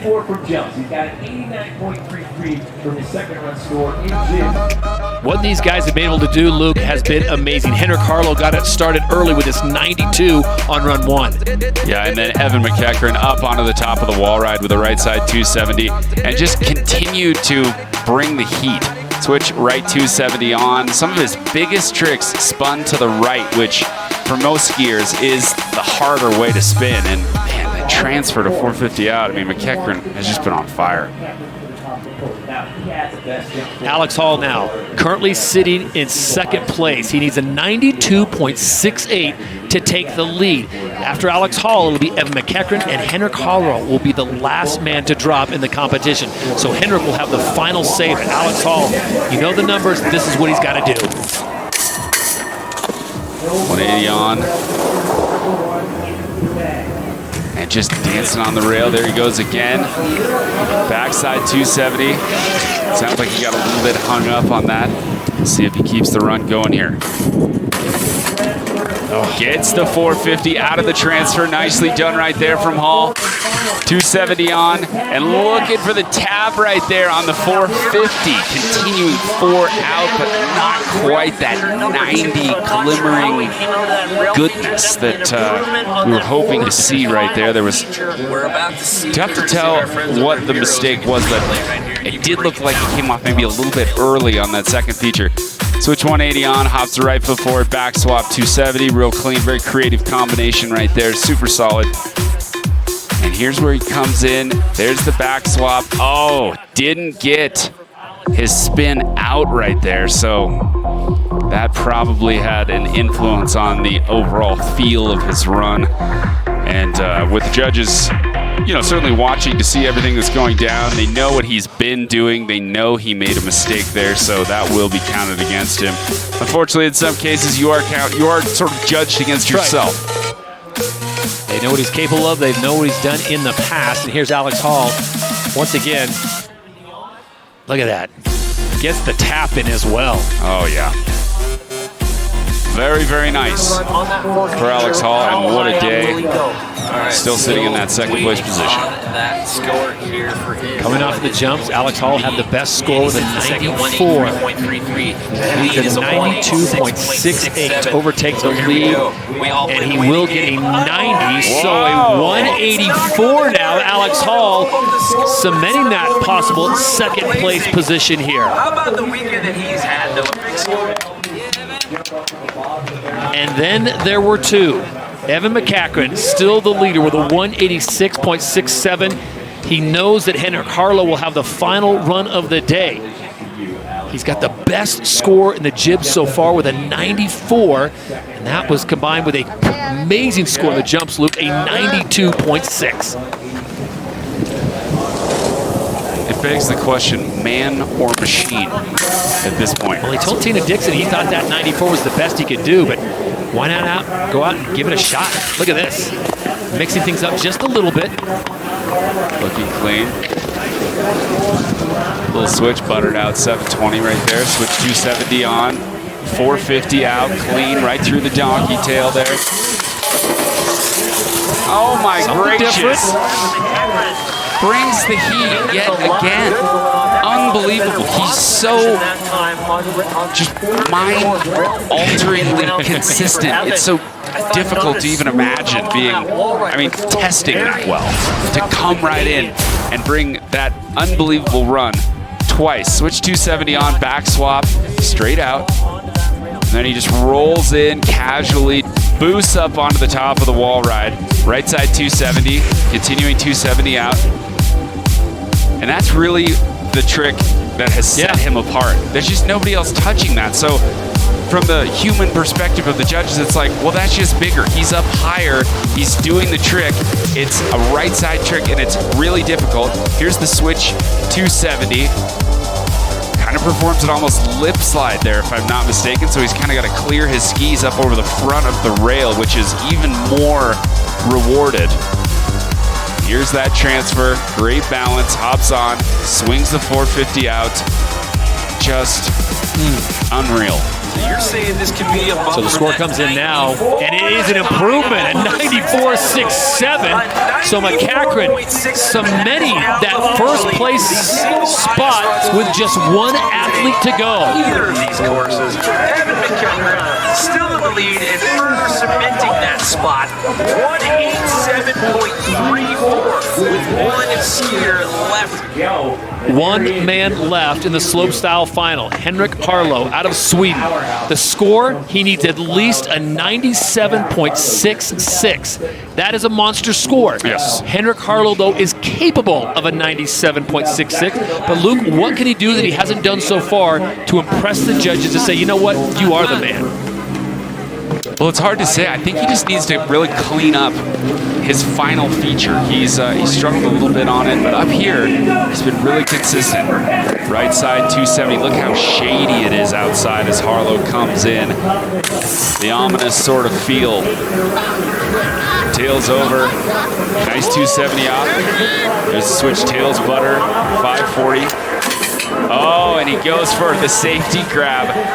Disaster right there instead of what he was hoping to bring home, which was that right side 450 we've seen in the past. So Harlow decidedly bailing about halfway through the run. Not sure what was totally behind that, but with that being said, and no chance for improvement, you're looking at a champion for 2018. Henrik Harlow waving the white flag halfway through, knowing that he just did not have it today on that third and final. And he will not get that score. Remember, it was a 97.66 that he needed. He comes up short, so a 181.67, and the champion officially, Evan McCachran of Canada, will walk away as the Dew Tour champion in slopestyle for 2018.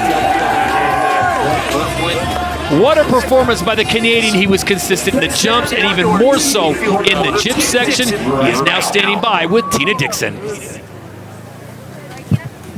Yeah, guys, and Evan was not in the lead when he came into the rail section. You had to deliver, and you did that. So what was the mindset like after the jumps? Honestly, I figured, I thought I'd get a higher score in the jump section than in the rail section, but I guess they liked my line selection, and I don't know, I was having so much fun today, and the weather was perfect. Everyone was having a time, and this is what we do, so yeah, amazing. You said that you couldn't get a higher score after that second run, and you did. But you still had Henrik to go. He could have knocked you off. Oh, of course, yeah. What was it like watching him go? It was nerve-wracking for sure, but I mean, at that point, I didn't care what happened. I already knew I'd ended up on the podium, and that was enough for me, and then this is just the cherry on top. I can't believe it. How would you sum up your first Dew Tour win? Mind-blowing? I don't know. I'm insanely excited, and I can't wait to go party tonight. What a performance, guys. Congratulations, Evan. Yeah, cheers. Thank you. All right, Todd. Thank you, Tina. Congratulations once again. Evan McCachran comes to the slopestyle course, and in both acts, he was absolutely stellar. Awesome on the jump features and dominant on the rails. A 90, a 94, and a 94.67. Mr. Consistency, Luke. He clearly was the best athlete on the hill today. There's no question about it. The back-to-back switch, double 1440s, so well accomplished, and just so fun to watch throughout this jump. These three-pack, the three amigos, boom, so consistent. Watch his landings, just solid. He's already seemingly looking at the next jump when he rolls in. Here comes the back-to-back switch, double cork, 1440s, that's 2 flips, 4 spins, and he's grabbing the lead tail on that just so perfectly. That slow motion shot really shows it. That left arm coming out, locking in the tail, so clean. Got high scores for that. Didn't take the top spot in the jumps, but when he transferred over to rails, was expecting maybe to not be able to beat his score that he achieved in the jump section, but that, of course, not the case. As McCachran comes down, the line choice, I think, was definitely part of it. Hopping up right 270 onto the wall ride, just showcasing that he's willing to do something a little bit different than the rest of the field and do it well. Switch 270 on, continuing forward, super clean through a very difficult rail. switch on, watch the transfer. And then he swings the 450 out. Evan McEachern with a very well-deserved Dew Tour win.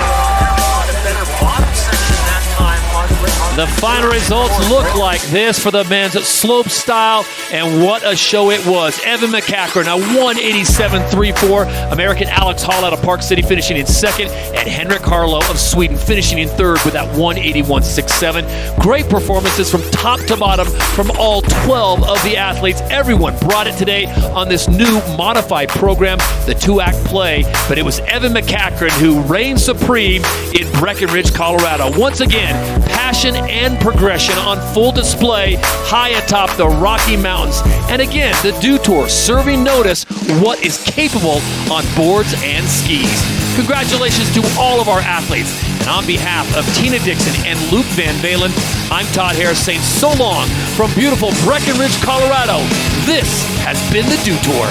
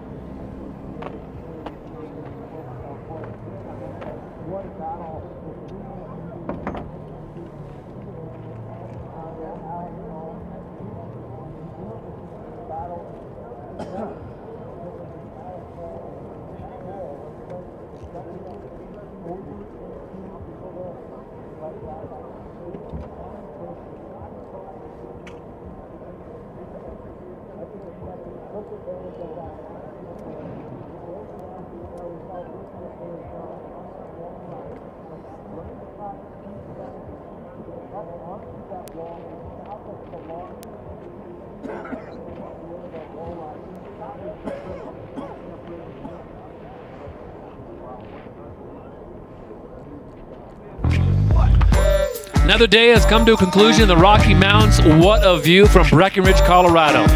If you like elevation, you should be here. Base camp sitting right around 10,000 feet, and the peaks, well, there are plenty to be had. Today, though, progression was certainly served as the men's slopestyle came out, and they certainly, Luke, enjoyed this 2-act play. I know a lot of people thought the flow of keeping everything all together was one thing, but today, kind of interesting how they came out, did jumps, reset, did rails. Yeah, I loved it. I think it made for a great show, and it also gave us a little more skiing to watch. 6 runs and what's in wrong with competitive action. I can't see anything possible in my particular mind that could possibly be wrong with that. Evan McEachern, though, after his second run, he gets a 94. He tells Tina Dixon, that's about as good as I can do. Then he comes back in the third run, doesn't really need to, but he bumps it to a 94.67, so he could do better, and he did. Yeah, and when we saw the run that got him up into that 94 range, I didn't know that you could do that run again, right back to back on a run that's completely shaded. I mean, it's the end of the day. It's the very last part, and it really just sort of gives more insight as to how good Evan McEachern is and how truly deserved his win was today. He was very good, but you could tell he didn't feel secure until Henrik Harlow came down, because the master of the rails, and you leave the door open just a little bit for the Swede. He could have snuck in there, but he needed a monster score. It just wasn't today. Yeah, it's so true. Harlow could have just got in and hammered it out, no question. How about handing out some awards? You feel good about that? Let's do it. Let's join our good friend DC and Henrik Harlow, and we will listen in. And wow, Henrik, what a show he put on Coming today. out of Sweden one more time, make some noise for third place finisher, Henrik Harlow. And in second place, what a weekend he's had. He helped propel Faction to their first podium in the team challenge. He won the street style contest last night downtown, and now he's coming to the podium for his first time at Dew Tour. Make some noise for A. Hall, Alex Hall. Wow, he was a busy young man this weekend, as DC pointed out. Went down to the street style session last night, crushed it. Team stuff, crushed it. Gets himself a nice Let's hear it Stanley one more tool time bag. for Alex Hall, second place. That was a great showing for the young man. And your Dew champion out here for men's ski slope style. His first time on the podium, and he takes it all the way to the top. Fourth place last year in the top spot this year. Let's make some noise for Canada's Evan McEachran. He gets the big toolbox. Yeah, fact. Well deserved. Ev McEachran dominant on the jumps, dominant One on the more rails. time, let's hear it for your champion, Evan McEachran, and your podium for men's ski slope style. Well, Luke, we saw progression, we saw the passion, we saw conditions, a little windy, a little flat light, and the guys just came out. It was amazing. McEachran, Hall, and Harlow, clearly the three best on the day. No question about it, and all of them with their own pieces of beauty throughout the entirety of the event. Harlow, of course, the only guy to stomp the triple in a landed run. Evan McEachran overall just absolutely phenomenal, and Alex Hall having just a generally massive weekend. What an epic day at the Dew Tour as we put a wrap on Super Saturday. Tomorrow, the final day of the Dew Tour 2018. Men's ski pipe, women's snowboarding. Oh, you will not want to miss it. You can always watch live online. For the entire crew, I'm Todd Harris saying good night from Breckenridge, Colorado. We will see you in town if you were here with us. If not, we'll see you tomorrow morning.